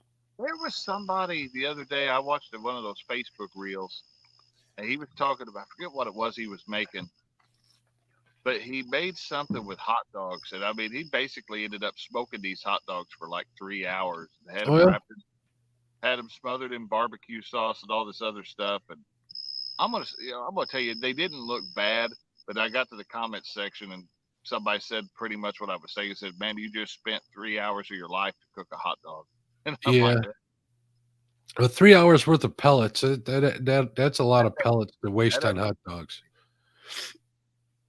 And we had to get when I first got the pellet grill, we didn't have any issues, and then this year, every time you turn around, if it rains, it's getting in there and swelling those pellets up. Yeah, those pellets. If you can't keep them dry, they'll Um, give you a heartache. Or if you get a bad batch, let's say from the hardware store or whatever, they'll give you a heartache too. I got those big Desitin packs that my buddy gets at his work, and I yeah. always throw one in them. I open up a pellet bag, I dump it into a 5-gallon bucket with what are those screw on tops? What are they called? Oh, Gamma gas. lid. Yep. The gamma lids, and I throw that right in there just to make sure to keep it dry. And I've been doing that for like 3 years. I've been like Yeah, that's problem not a free good doing idea it. at all. But I always keep those desiccant packs because they're good for if you get electronics that get wet, Oh yeah. and I'll bag them up in a Ziploc bag with a bunch of those desiccants, and then I set them on a heating pad because that heating pad will get that moisture. It kind of It'll open, well, so to speak, like the pores and everything in that device, and let the yeah. water run out. I imagine not only That's what I had evaporate to it do. too. That's what I had to do to that Humminbird Helix 7 of mine. I went to use it at the lake one day, and it had completely filled with water. Oh yeah. I drained water out of that. I cracked the seal on that thing, and water just poured out all over my workbench. Jeez. I was not happy. Yeah. I got that Humminbird that came with my boat, and I wanted to keep it, or I want to keep it in order to not only use it, but to use it for my trolling motor and for the mapping and all of that. But for some reason, when I got them both units on the Humminbird and the Garmin, they interfere with each other. So I called up my buddies over at Russell Marine, and they want me to run them both on the external battery, the lithium I have, because they think that maybe the Humminbird that came stock on that is acting, the boat electronic system's acting like an antenna. It's very, So very like, popular. yeah, isolate that power. And if that fixes it, I'll keep it. If not, I'll be selling it. If that fixes it, I mean, if that fixes it, then you're good. And if you do find out that fixes it, and you want to keep your stock wiring, you could look at installing a ferrite bead or two on the power cord, and Yeah. that would block it from being able to use that. Have any type of electromagnetic interference going down that. I'll let you know if it does. I got so much stuff still to do to that boat. I just had a Easy Step just told me they got a bunch of measurements for my custom steps for my trailer. They're gonna ship them out this week, so I got Oh, to put cool. that on when they get here. I need to redo my bunk board. Well, at least the carpet on my bunk boards. But I figure if I'm gonna do the carpet, I might as well do the boards too. And I've been looking at that. I don't know what it's called, but it's kind of like that corrugated rubber. Yep. It's a little bit. Someone was. Do you have you're talking about your fiberglass boat? Yeah, on my Champion. Yeah, that should be fine. Because some people were complaining on the forums about those rubber bunk board. What I forget what they're called, but it's what you're talking about. Rubbing the finish off the bottom of their boat. So Yeah, on an aluminum boat, I could see where it could get a little bit iffy. I'm telling you, I'm liking that roller trailer I got. I was really scared of it at first, but once I started using it, I'm like, dawn. Oh, It is so easy to load that boat on that trailer. My goodness. oh, that's a nice thing. And you don't even have to get wet because you're standing on dry ground. You don't need to put it in real deep. Oh, that's even not even. But I can see if I mess up, that sucker will roll right off that trailer. That's a good. Yeah, that's one of those you can't. I mean, I can unhook my. I could unhook my bow eye, the winch strap from my bow eye and back down the ramp. And I mean, I don't, but I could. Uh huh. But you ain't doing that on a roller trailer. No. I got that Drotto, right? And I leave it hooked up with the strap and with the safety chain. And when I get it ready to launch, then I unhook them. When I pull the trigger on that Drotto, man, that thing just comes rolling right off of there. There ain't no stopping it. Oh yeah. I tell you what, this is only the second time I've used this little green LED light for fishing. But man, I'm gonna tell you right now, it is a whole lot easier on me to use this than to bring the inverter and the extension Oh, yeah. and put that. I've got a double black light bar that can go on that fishing cart, and this green light, everything's showing up pretty good. So It looks pretty good. It looks really good. and they sell them. They sold them in. I looked them up again the other day. They have red, purple, blue, white, green, orange, about every color you'd want. If they'd make an RGB one, that'd be even cooler. You know, I ordered some more powerful red ones for my boat, but for some reason, Amazon said could not deliver. So back to square one. I hate when that happens.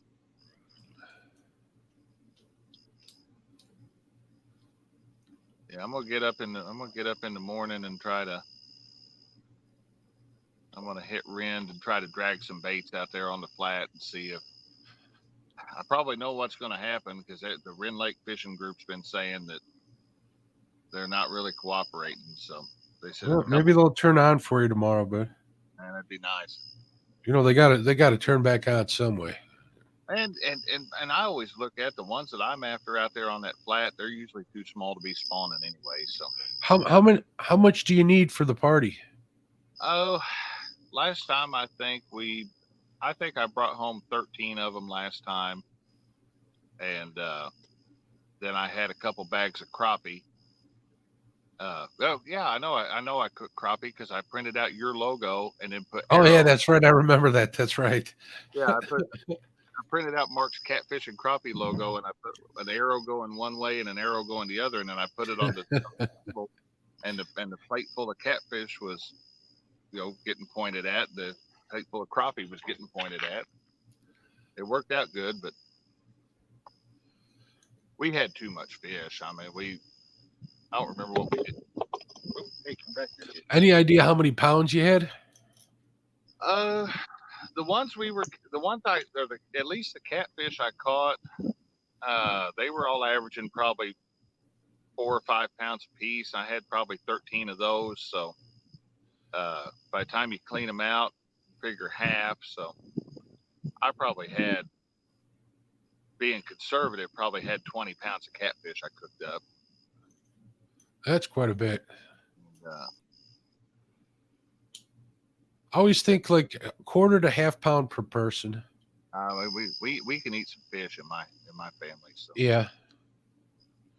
Well, you got to fill them up with potato salad. You know, if Lyle's coming for a fish fry, you just need to put a big bucket of potato salad in front of him. Lyle comes to my house for a fish fry, I will get a big bag of shrimp and I will drop it in the fryer for him. There you go. And then I'll cook up some drum.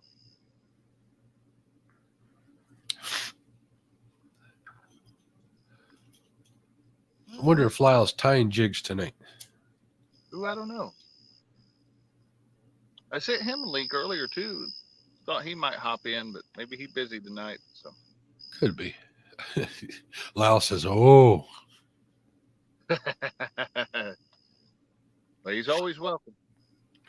If Lyle ever comes up this way, I'll take him to one of them Brazilian steakhouses. All you can eat steak, Lyle. Isn't that what you went to in Denver, huh? Mark said if Lyle comes up there, Mark said he'll take him to a Brazilian steakhouse. Oh yeah, sounds good. Yeah, she went to one when she was out in Colorado. Oh, they're great. You just turn that coaster over to green, and they just keep bringing it. Yes, they do. You better be hungry. Christina, Sheila used to bring little baggies in her purse to bring home doggy bags for the pups. You know, that's a good idea. I should do that next time. Oh, yeah. Mark Barnum says, every time you guys say shrimp, Lyle wakes up. Oh, right. Yep, David, all you can eat steak. And it's good steak. It's really good steak. pork and chicken and anything else you want. Lyle's tying flies tonight.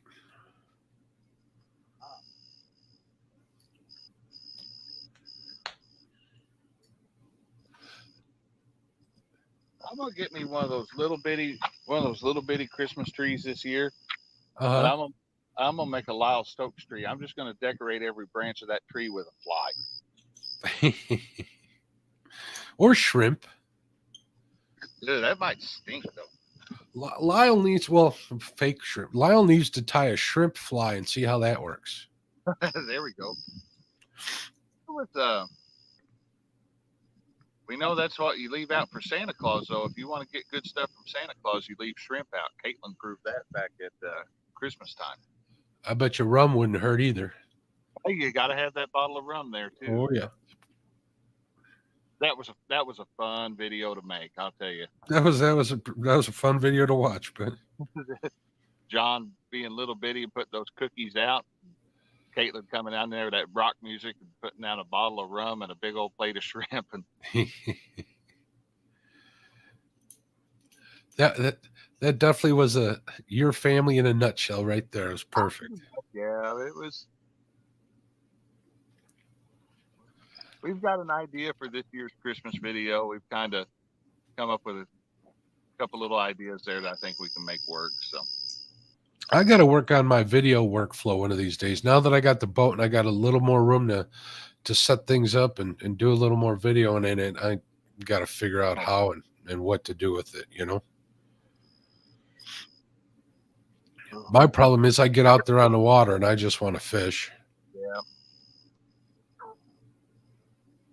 And I was out, I fished Chad's tournament in that little plastic boat the other day, and I put that mount up there, and man, when my phone wasn't overheating, it was giving a real good shot. I liked it because it was looking over my shoulder, so it was right there, kind of like it was just one of those third-party cameras. Uh-huh. You could see everything, but it was right, just barely looking over my head and shoulders. And then, but it was up there. There wasn't any wind at all, and I was sitting there. I'd left my tablet on, and I'd notice every once in a while I'd stop hearing everybody talk, and I'd turn around and get my phone, and it said, X number of apps were closed due to overheating, and It's such a pain in the butt, ain't it?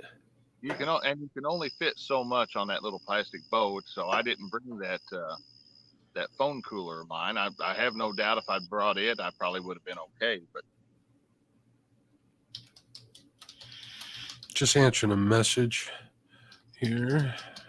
Mark, I tried a shrimp pattern for trout. It worked awesome on the lake I fished. And Mark Barnum said that. So Cool.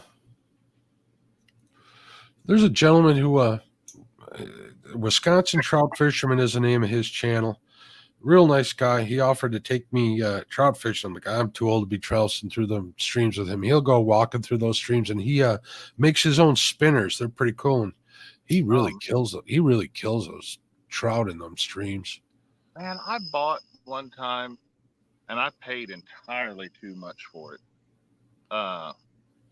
And I can't remember who. I don't remember if it's called a Hagen wire forming tool or what. But it was they sell them on Cabela's and Bass Pro and Dan's Netcraft and everything. I think that's exactly what he was using. Yeah, they're like $250 or $200. Ouch. And I was bidding on one on eBay one day, and I kept getting outbid, and it was right there to the end of the auction. And finally, I got it in my head. I'm like, well, if I ain't going to get this, I'm going to make you pay dearly for it. And so I was inching my bid up, trying to max out this guy's bid. And with like 10 seconds left to go, I beat his bid by like 50 cents.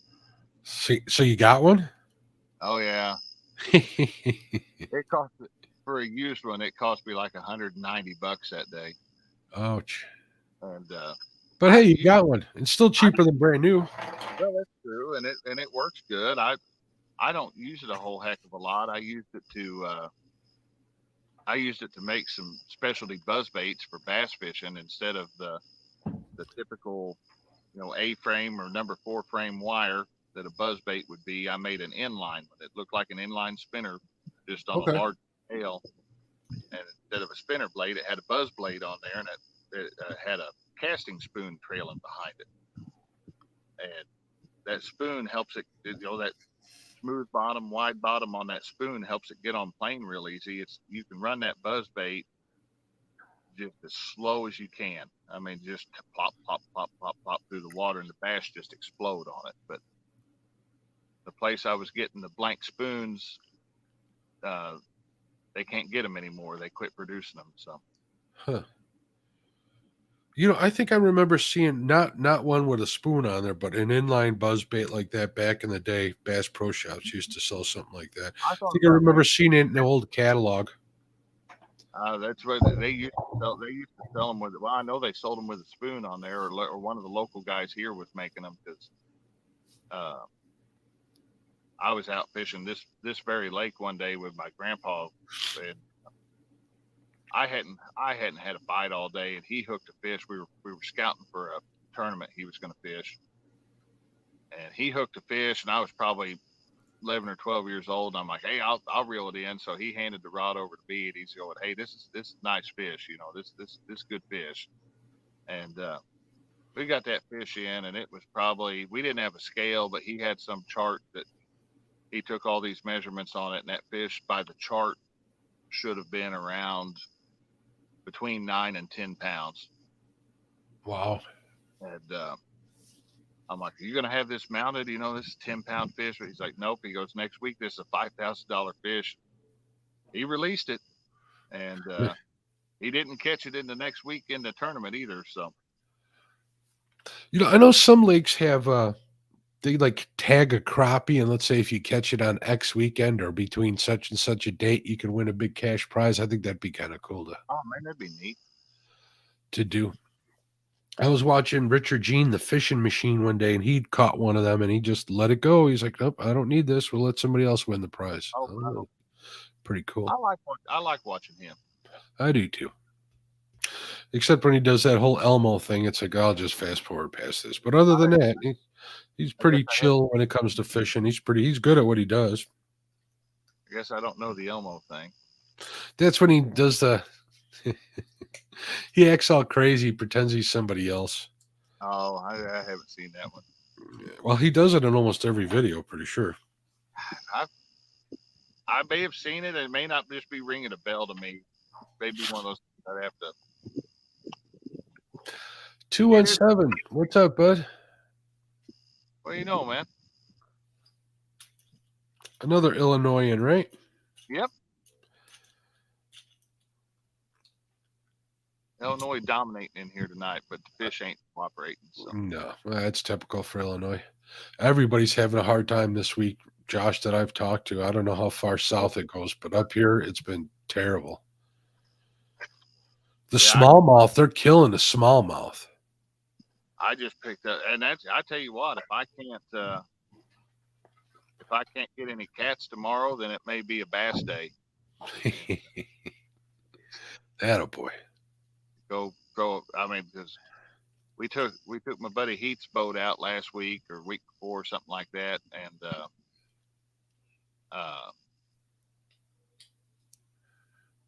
ran it a little bit.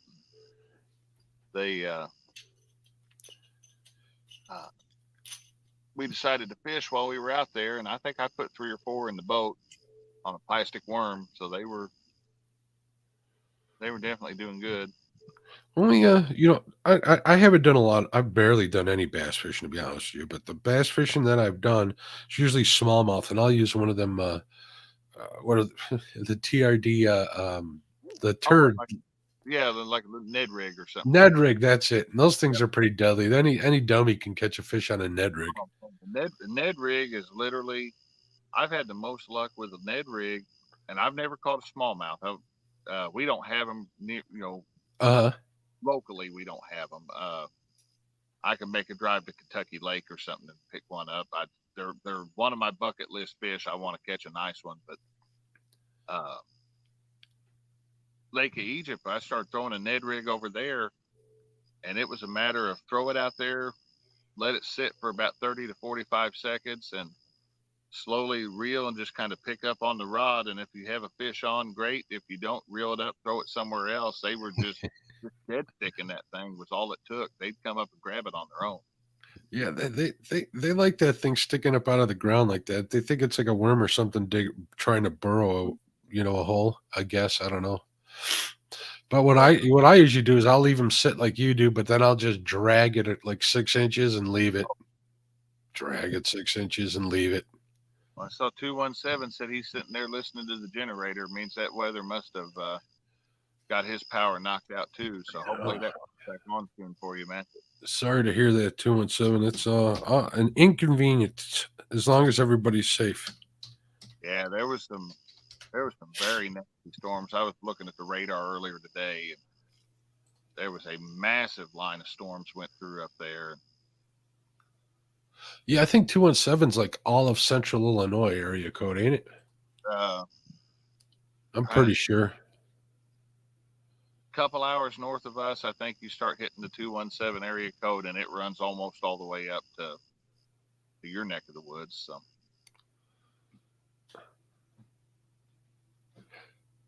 217 confuses me because I keep thinking of 270, which is Kentucky. And that, yeah, it messes me up too because Western Kentucky is 270. Okay. Only area codes I'm used to is 312-847-708. Those are the only three around here. We're getting a new one down here, and I can't remember what one it was. But they said they're going to start. It's going to be interesting because they're going to start reusing the same 3-digit prefixes that we already have. They're just adding a second area code. So, like, I have a 618 number, and potentially they could give out my number with this other area code.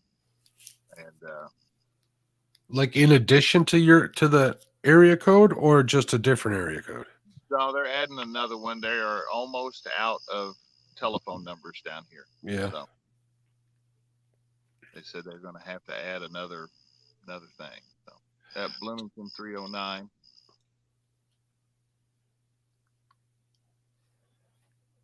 Are you near Springfield 217? I know Springfield is in the 217. I just saw somebody that's a friend of mine on Facebook. So I don't really talk to them, but they said they had nasty weather. He's in Springfield, that I know. I've seen him fishing at Lake Springfield quite a bit. Seemed like a lot of it that I was watching on the radar was going over towards eastern Illinois, kind of towards Terre Haute, Indiana, and everything. And Terre Haute got hit. That I-70 corridor looked pretty bad today. I'm going to take a look at this radar. Mark Barnum says big storm in central Nebraska right now. Maybe it'll hold together and get here. We could use the rain, I'll tell you that.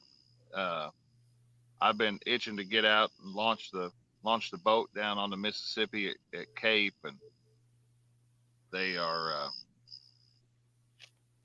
Yeah, it looks like it's Josh, just real quick. I'm looking at the radar. It looks like it's moving across Nebraska, and there's one moving across Kansas, going to head up into Iowa. Oh, man.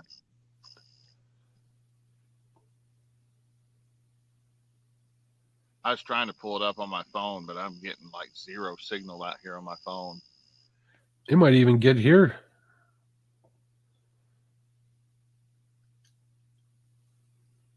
Everything's timing out when I try to do it on my phone. So there's probably a lot of people using cell phones.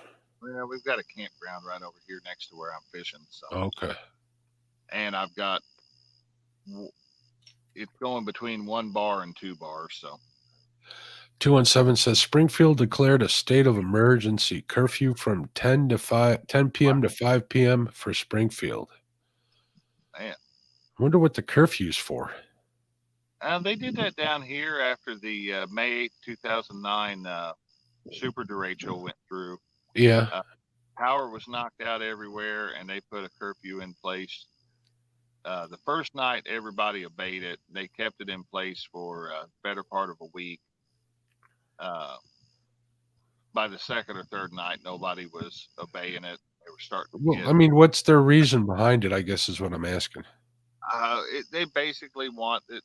They want the roads clear for first responders and the utility crews. 217 says they have no power, don't want looting. And that's the big one there. They don't want looting going on. We started having a little bit of that right when they started getting the power back on. People were starting to lose their. People were starting to go around stealing generators. So Yeah, bad guys are going to go anyways. they're going to take advantage. Oh man, yeah, I'm seeing that Kansas has one on that I-70 corridor. Uh-huh. Crazy, and then Nebraska, South Dakota line up by looks like up towards maybe up around Yankton, whatnot's getting hit. So I wonder here. I'm gonna see if Ryan Hall y'all is live. If he's Jerry live, you know there's somebody in some deep doo-doo somewhere. Oh yeah, Jerry Parker, y'all. No, he is not live. Maybe we should call him Chunky Pursuits, y'all. And just really just double up on some. I think he gets mad enough for chunky pursuits, anyways. I called him that tonight, right to his face when he was on his boat. Did he give you a second look? Well, Christina was giving him a hard time because he's got his motor all stickered up, and she's like, "Wait a minute, you're going to be shooting video. You've got everybody else's stickers right there where they're going to be visible on camera, and yours is on the side of the motor where they won't see it." Like, Did you see my sticker on there, or do I have to send him some? Do you remember if Mark's sticker was on there? I think it was.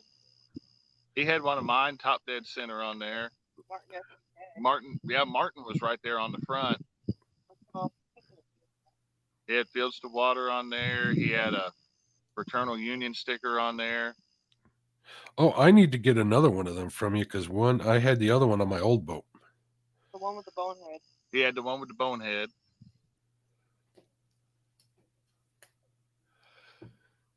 Oh man, On there. Man, that ain't good. 217. His neighbor's got a tree on his house. Yikes, that's horrible. Man, Mother Nature. It can always, she's not kind.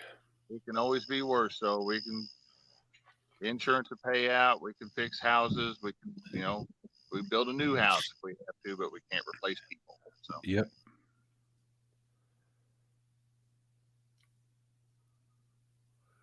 Or a tornado can pick your house up, set it down somewhere weird, and then Dockery comes out and sings a song. So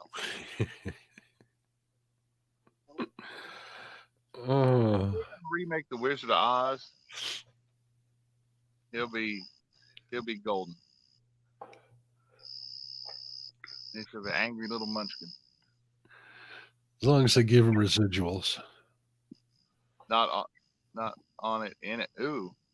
Yeah, in his house. That's even worse. Oh, that's even worse. That's good. Let's go one up shallow for the last little bit here. If we ain't got a fish by 11 o'clock, I'm gonna call it.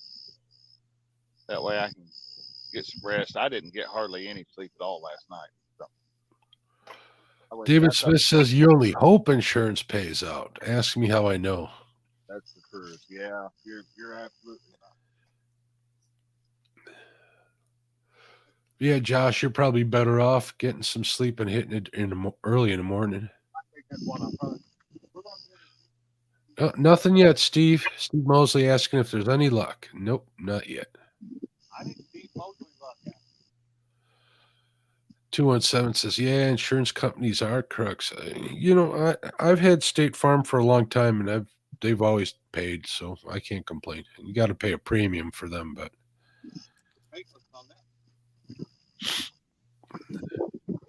I never saw the bite, but we're baitless. Oh.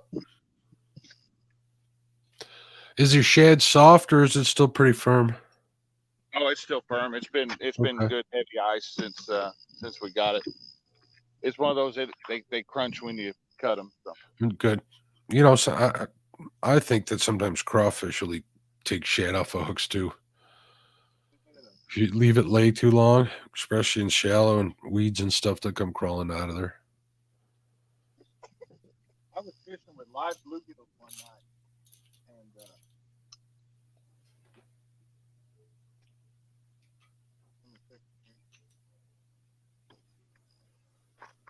I was fishing with live bluegills one night, and I went to bring one in, and it was like half gone. And the only thing we figured is snapping turtle got a hold of it. Yep, I'll do that. I've never had problems with snapping turtles at night though. What the heck? Did you catch a Steve Mosey says I switched to State Farm for State Farm a year ago, and is pretty happy. Cool. I've been with State Farm since I was 16, and they've always done me right. I've been through two different agents. One agent was so. The other agent that I have now is awesome. You know, I've had the same agent for 27 years, and he just retired, and they closed his office, and they just transferred me to some new office out here. I don't know the guy, so we'll give him a chance. We'll see how he does. So far, so good. Mark Barnum says State Farm bought me a new roof and siding after a storm last year. Yeah, they bought me new roof twice, Mark.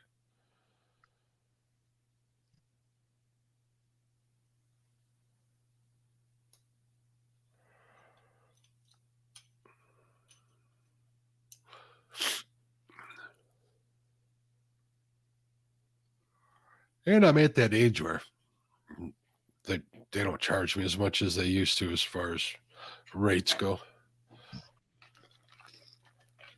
So that will work.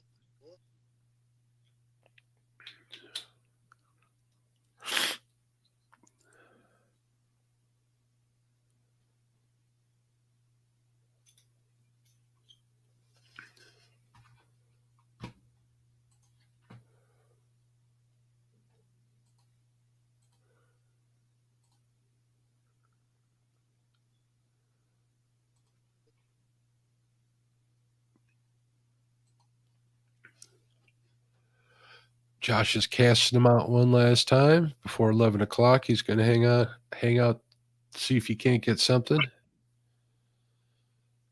little bit closer to shore. Mark Barnum says, house and both my cars are on State Farm. There you go. Yeah, I got the house, 2 cars, and my boat on there. So That's a good thing. That's a real good thing, and I know they all do it, but State Farm, you really start seeing it when the more stuff you insure with them, the better deal you start seeing. So. yeah, David Spitz says, well, I can say after an Amazon van ran through my house, we have learned a lot. Oh, that's right, David. You mentioned that in another chat. That's crazy. That's the first time I've heard about that one, man.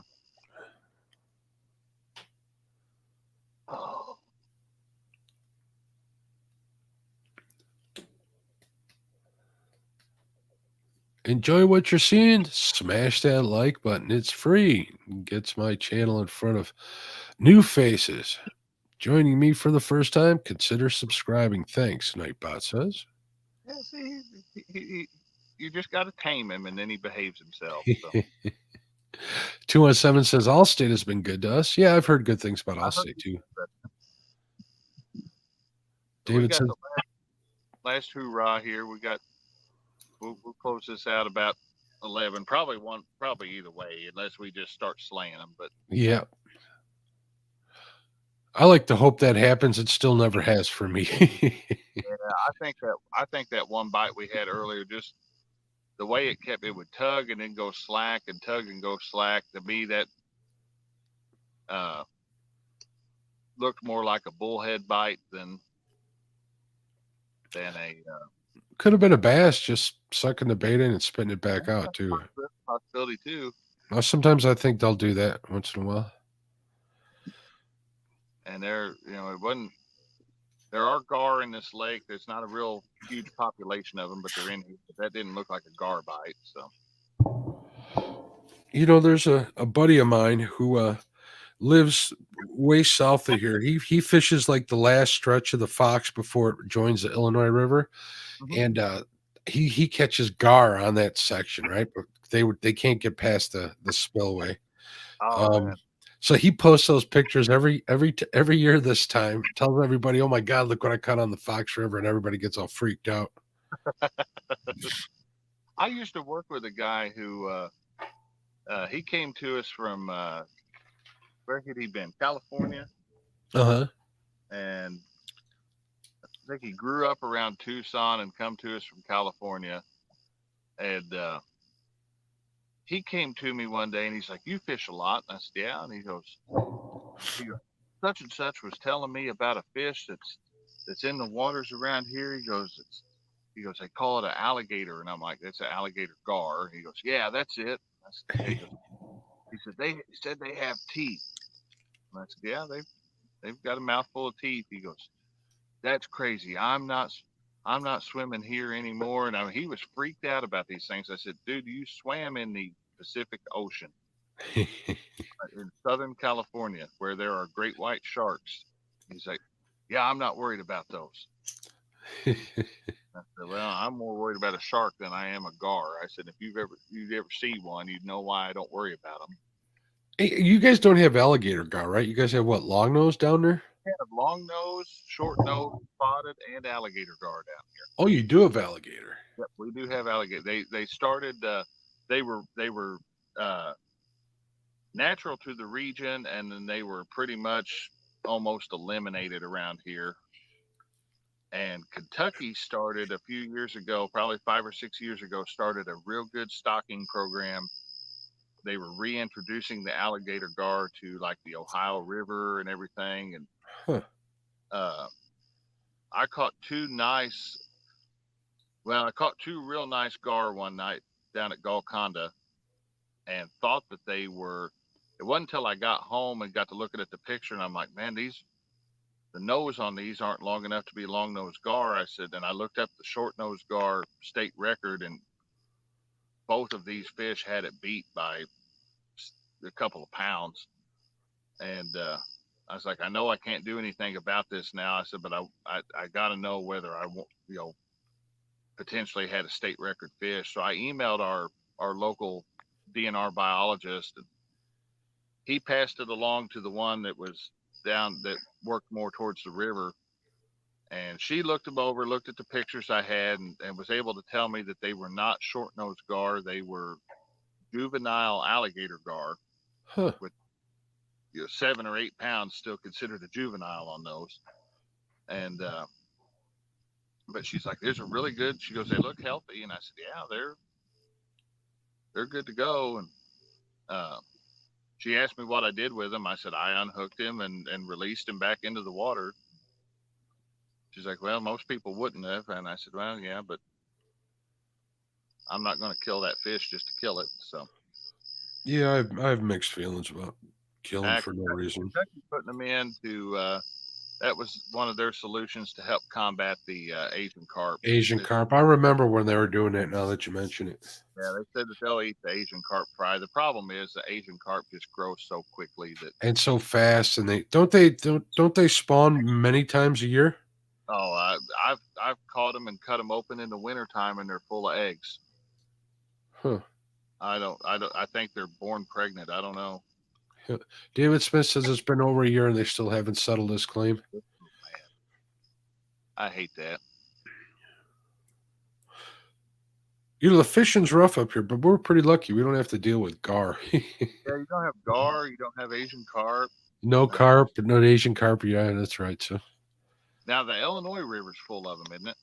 it is. It's pretty packed. That's one of the rivers they tried doing that stocking program with the gar too. Yeah. I remember seeing some video where guys were going around and they had nets and they were trying to they were getting the carp to jump and they were trying to grab them in nets and everything. And When I went down there during Avid's meet and greet, there was and I took my boat out on the Cascade, and then I headed out on the Mississippi just to say I've been out there. I went out there to try a little bit. It was a waste of time. I came so undergunned. I had no idea what I was dealing with, but I can admit that. But I did see Asian carp in person jumping for the first time. It was pretty mind blowing. They are everywhere, man. I tell you what, that breeze cut out completely on us within the past. And then the bugs, I can see they're there now. It took them no time to show up. So Mark Barnum says the Missouri River is full of longnose. Let's see, I'll put my white flashlight was sitting up there on, so that probably wasn't helping too much, helping my cause. So You know, Luke Henges was out there at the Missouri River. I think they didn't catch anything though. He says 3 days of nothing. Poor guy. Him and Tara were fishing up there. and that stinks. 217 says it's redneck carp fishing. Yep. There was one somewhere, I don't remember where it was, and I'm sure it's not legal, but you sat in the boat facing backwards in a pretty fancy chair, and they had a 12 gauge, and they would take and drive with those carp would jump behind the boat. You were shooting with a 12 gauge. It's kind of neat to watch. I'm sure it's not legal, but I forgot who I saw shooting him with a bow and arrow. The Slock Master, what's his name? Tim Wells, that's it. oh man, I seen a video. He was knocking him right out of the sky with his bow and arrow. It was pretty vicious. Wild. Did you ever see the video where they've got a kind of a quarantine type zone behind Barkley Dam, where you're not supposed to go up in there. That's where they're kind of studying those carp. And they went in with their boat and did the electroshock thing, and that water literally looked like it was boiling. I did see that video. That was crazy. And that water just exploded instantly. There were thousands of those carp. Wow. I've got 5 whole ones in my deep freeze. Don't know I have no idea what I'm gonna do with them. I kept them for bait.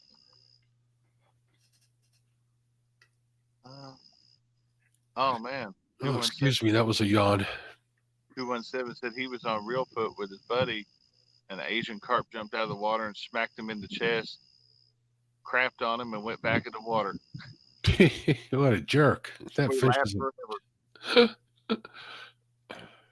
You know, we have a last time I was crappie fishing out on the chain here. I did pretty good that day, but they were doing electroshock in that day too. And I was talking to a biologist. I'm like, hey, you mind if I talk to you when you guys are done? He's like, yeah, sure, no problem. Just swing by, or if we see you on our way in, we'll stop by. So I was fishing and they came by, and he did like you said he was going to do. He stopped and I'm like, any luck? He's like, I got like a 4-pound crappie. I'm like, you're kidding. I go, where are they? He's like, you know what, Mark? The big crappie are solo. They're not in the schools in this lake. So in order to get one of them big ones, you got to go out and target them and spend a lot of time picking at, one fish here, one fish there on your sonar. If you're starting to get into catching, start catching some smaller fish, it's time to move. Yep. They got a 52-inch muskie that day, he was saying, and then a bunch of like nice sized bass and that. So Mark Barnum said we have to idle down when coming off the Missouri River. You fill the boat with Asian carp. Man, I took a coworker of mine to. We launched at Cape one day onto the Mississippi, and we weren't getting on it. And it's probably a good thing we weren't throttling up too hard. We were just going to idle out, and I wanted to start fishing right there at this one wing dam, and so we're idling across the river. There's no boats coming. There wasn't a whole lot of current that day, and about a 12-pound Asian carp come out of that water like a Polaris missile and nailed him in the shoulder, about knocked him knocked him over into my seat, and then landed at the floor of the boat. He grabbed it, was getting ready to pitch it out of the boat. I said, no. I said, we're short on bait today. I said, throw that thing in the live well. That had to hurt when it hit him in the shoulder. Oh, it about laid him out. And the only fish we caught the only catfish we caught that day was caught on cut Asian carp. So there's something about when it's real hot like this, because it was probably late July when we went. Something it gets hotter it gets, the more they'll eat that Asian carp. So Mark Barnum says that they don't like the vibration. That's what I've heard. yeah, they're not fans of that. So, like, you can't go ripping down the Mississippi at like 50 miles an hour, right? It's probably not advisable. Oh, I do. Okay. Uh, do you get past where they're jumping? Do you blow by them and then they jump? They'll jump behind the boat, Yeah. and the only time I've had them jump into boats when I've been idling.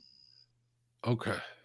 But you can look behind you when you're screaming down the river, and you'll see them going crazy back there. But you're over them and past them so quickly that they don't, they don't have time. They don't react till you're past them. Yeah.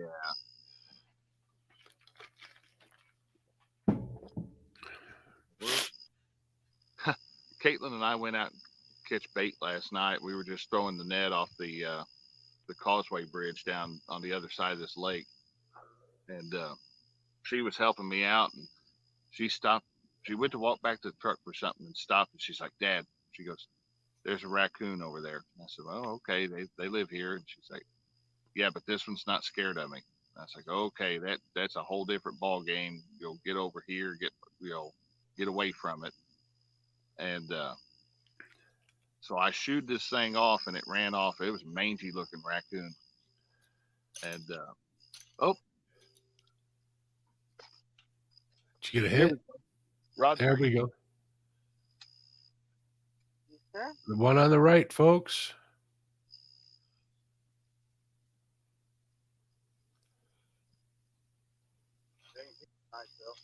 I'm not convinced.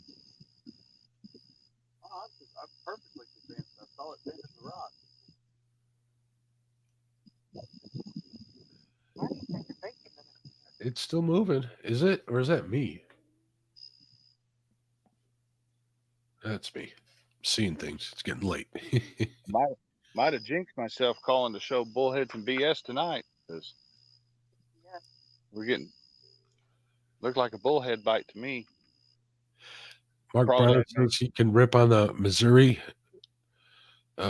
just not in the backwaters or the mouths of smaller creeks. You start getting into the little sloughs and stuff, and that's when it's.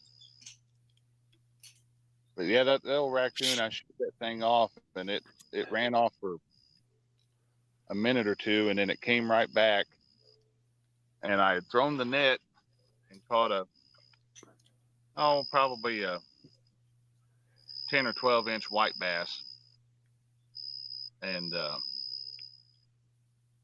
I was gonna, instead of throwing it back, I tossed it to the raccoon, and that's what Micah caught that PB or that state record on, right? That's true. He was dragging a big old white bass head. Is what I heard. Yep. That's like his bait of choice. I was talking to him that one night after the show. That's what he likes to use down there. White bass is good bait, and like some of the lakes around here, they're pretty protective of those things. But this one, there are absolutely no creel limits on.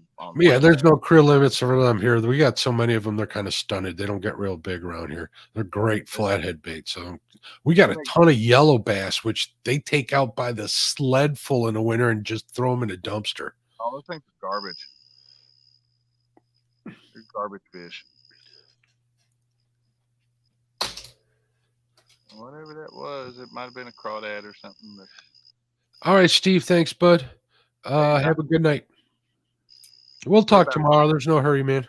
Yeah, we're about 5 minutes from calling this one anyway. So, Mark, thank you for coming up here tonight. Hey, no problem. I know what it's like to be stuck up there without anybody to read chat for you. Ugh. I'm just sorry I'm so stuffed up. I got to sound like I'm sick or got a cold or something. Nice. I hated that I had to end up using the tablet to, using the camera off the tablet, but I can. Oh, is that what you're using now? The picture doesn't look half bad. Here, let me give this. Let me look at it over. Let me look at it over on YouTube here. It's at 720. Let me give it full screen. It looks all right. That green light I think helps. Even if you got a bad picture, it still kind of gives it that that night vision look. Oh yeah, there we go. Night vision. Josh vision.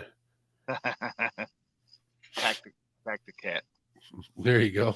I need to schedule Tactic Cat, by the way. I think last year it went way too late we were almost in the winter when we ran that. So I think Tactic Cat probably going to be a September thing this year. I'm worried about your thing on the 8th. I got to figure out where to fish. Oh man, I tell you what, in trying to not burn up Wren Blake, I have cost myself 2 chances to get into the championship. So now it's one of those 3B fishing. Hello. What's up, 3B? How you doing, bud? Yeah, Hello, it's there's no way I don't think I'm gonna be able to put up even the numbers like I did last week. So yeah, it's one of those. We've got a couple good bluegill ponds, but you can't. I've walked back to them. It's a long walk, and there's zero signal.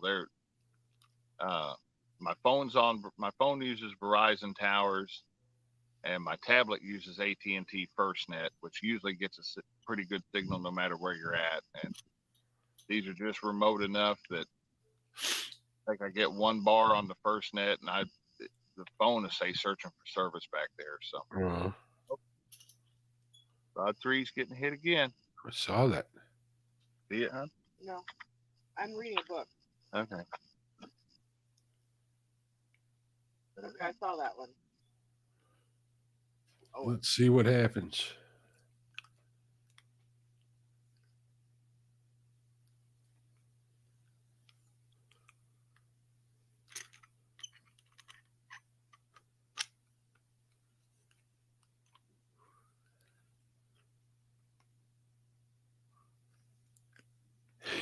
That's one of them deals where it's just teasing you right before you're ready to go, get you to stay another 15 minutes.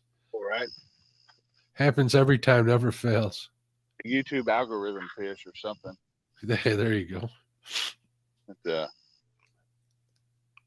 yeah, it's not. I mean, I've caught enough channel cat out of this lake. That's not a crab orchard channel cat bite. The channels here are not timid in the least.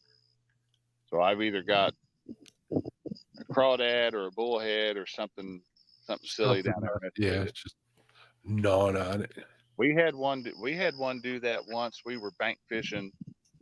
It's been several years back. Caitlin wasn't very big, and it sat there doing that one night, and we finally packed up to leave. And I went to reel the rod in, and there was about a 6-foot water snake hooked up.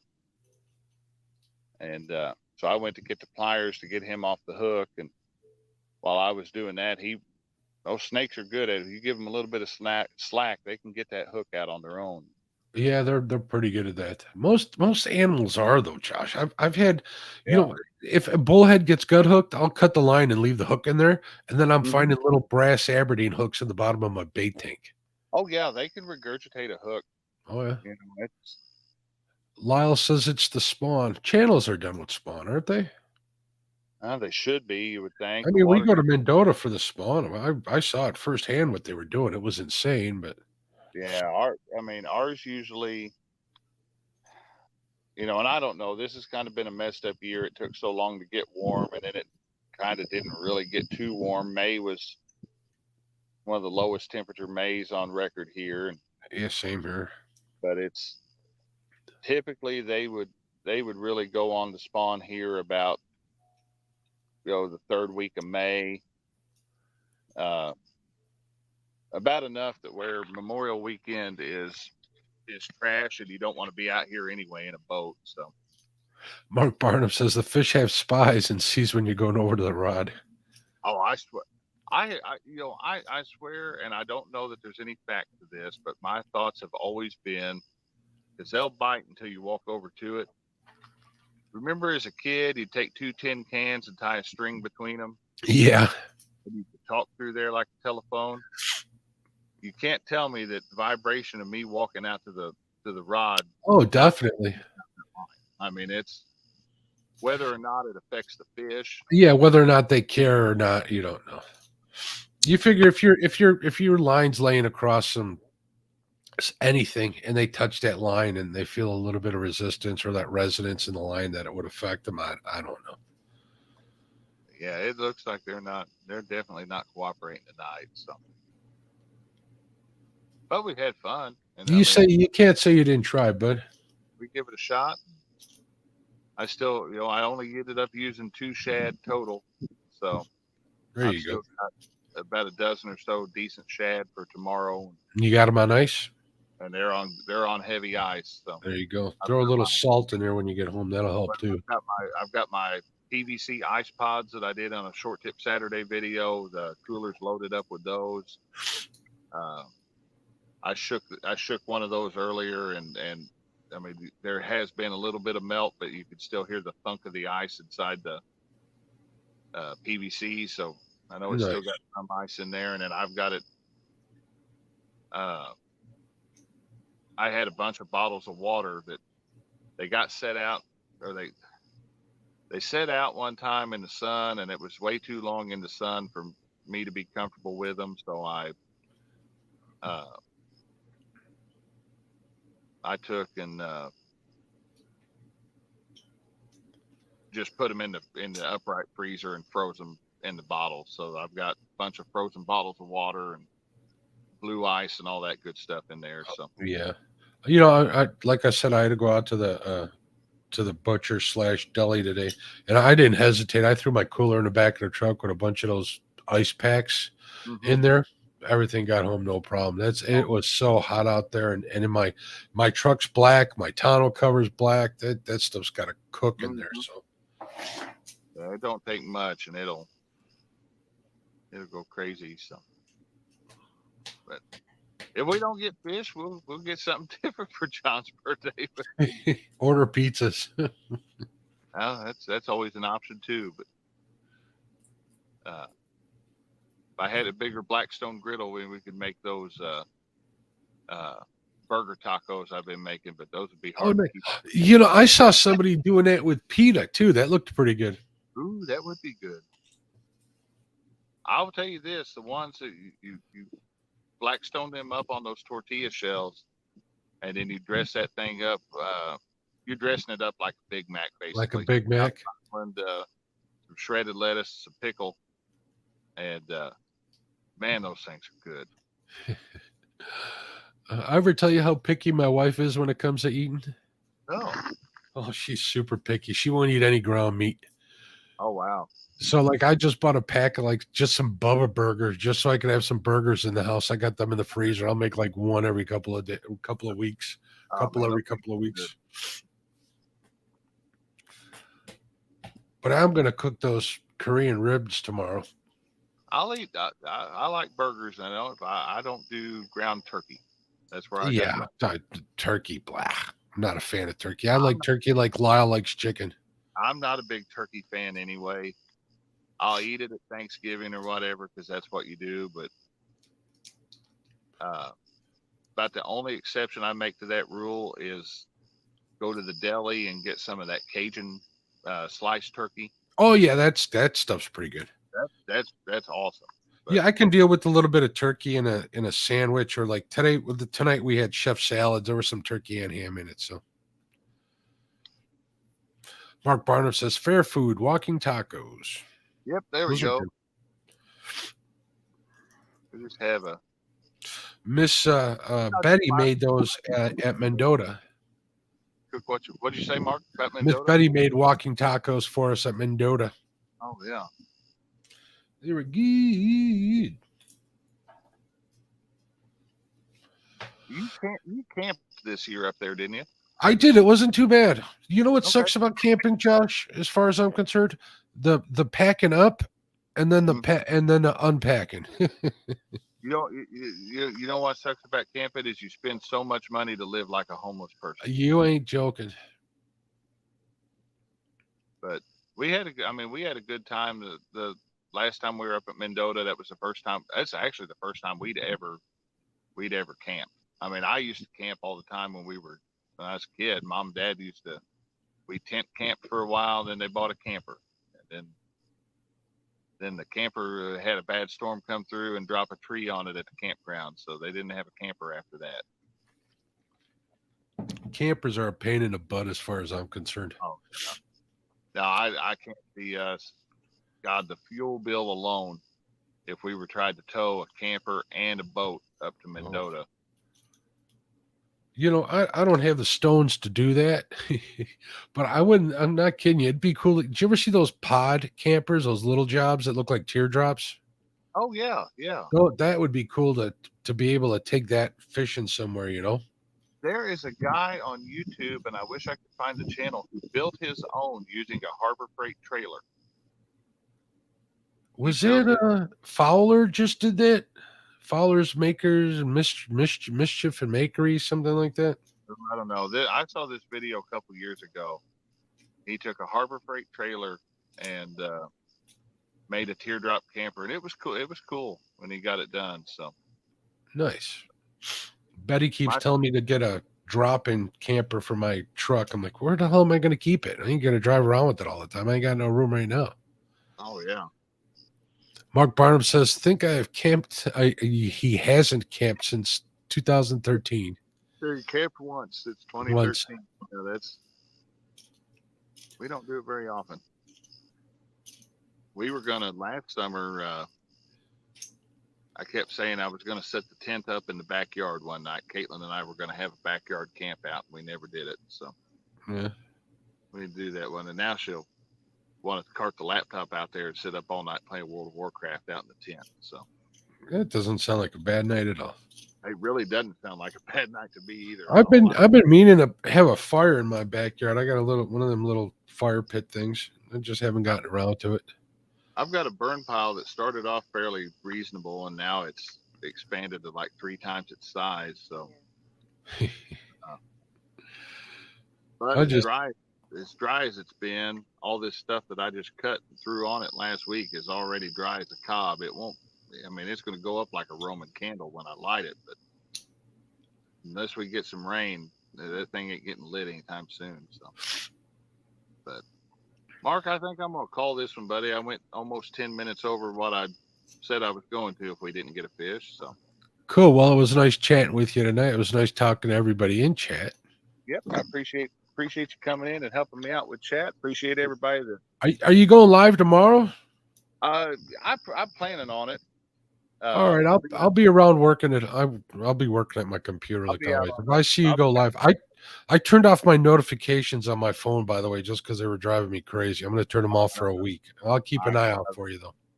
But I'll send you a message if I do go live. Cool. Damn, stepped on something. Even better. But it's I'll be out on the boat. Plans are to be out on the boat tomorrow. The good thing is it'll be the first time I've took the boat out since we did the battery show on Catfish Weekly, and I found out right during that show that I had a bad battery in the boat that I didn't even know about. So that reminds me, I got to plug mine in. I didn't plug it in. So I grabbed the other battery out of the Bayliner tonight because I was like, well, that one was real good. I'll put this other one on, and I put that digital analyzer on it. It tested real good, and it started taking a charge no problem. So will it check for load? It checks for it'll check the battery voltage, the condition. It will check the cold cranking amps, the internal resistance of the battery. It does a bunch of checks. But will it tell you if there's a bad cell? Is I guess what I'm asking. No, it won't. But you can kind of get the impression if that internal resistance on the battery is really high, there's a real good chance you have a bad cell. And that was actually the battery that I had that ended up being bad had 2 dead cells in it. So yeah, that's the first thing Minn Kota will ask you if you're having issues. Oh yeah, but you could check for a bad cell with a multimeter. I may need to do that might make a decent short tip Saturday video one day to show how, as long as you have one battery that's not a maintenance free, if you have one you can access the water, you can take a regular old voltage meter, little multimeter, and you can check each individual cell, and you can tell whether that makes sense. You've got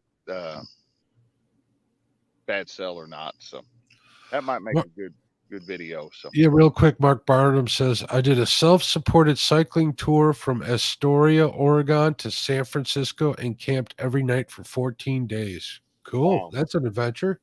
that is awesome. My buddy's son does that. He started like the bike team at what's the college in Waco, the Ivy League school? Ooh, I forget. That's where he goes to school. He started a cycling team there. He loves Oh, that wow. stuff. that is really neat. All right, bud. Well, thanks for having me up here. Buddy, anytime. I appreciate you coming up, Mark, and everybody that's been in chat with us. I appreciate you guys hanging out. We're going to call this one for tonight, and I'm going to be out on probably Rend Lake tomorrow. Probably going to try dragging for some catfish to see if that'll produce for me out on that flat that usually does pretty good. So, try to get a stream set up. I don't know how much notice I'll give on it. I may just go live straight from the YouTube app. So, guys, thanks for hanging out with us tonight. We didn't have no bullheads, but we did have plenty of BS, which is always fun. So, till next time, we'll catch you later. Good night, everybody. Night, guys.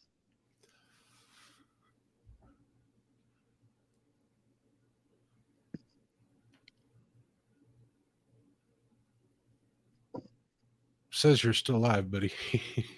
Yeah, it is. It's fighting with me. There it goes.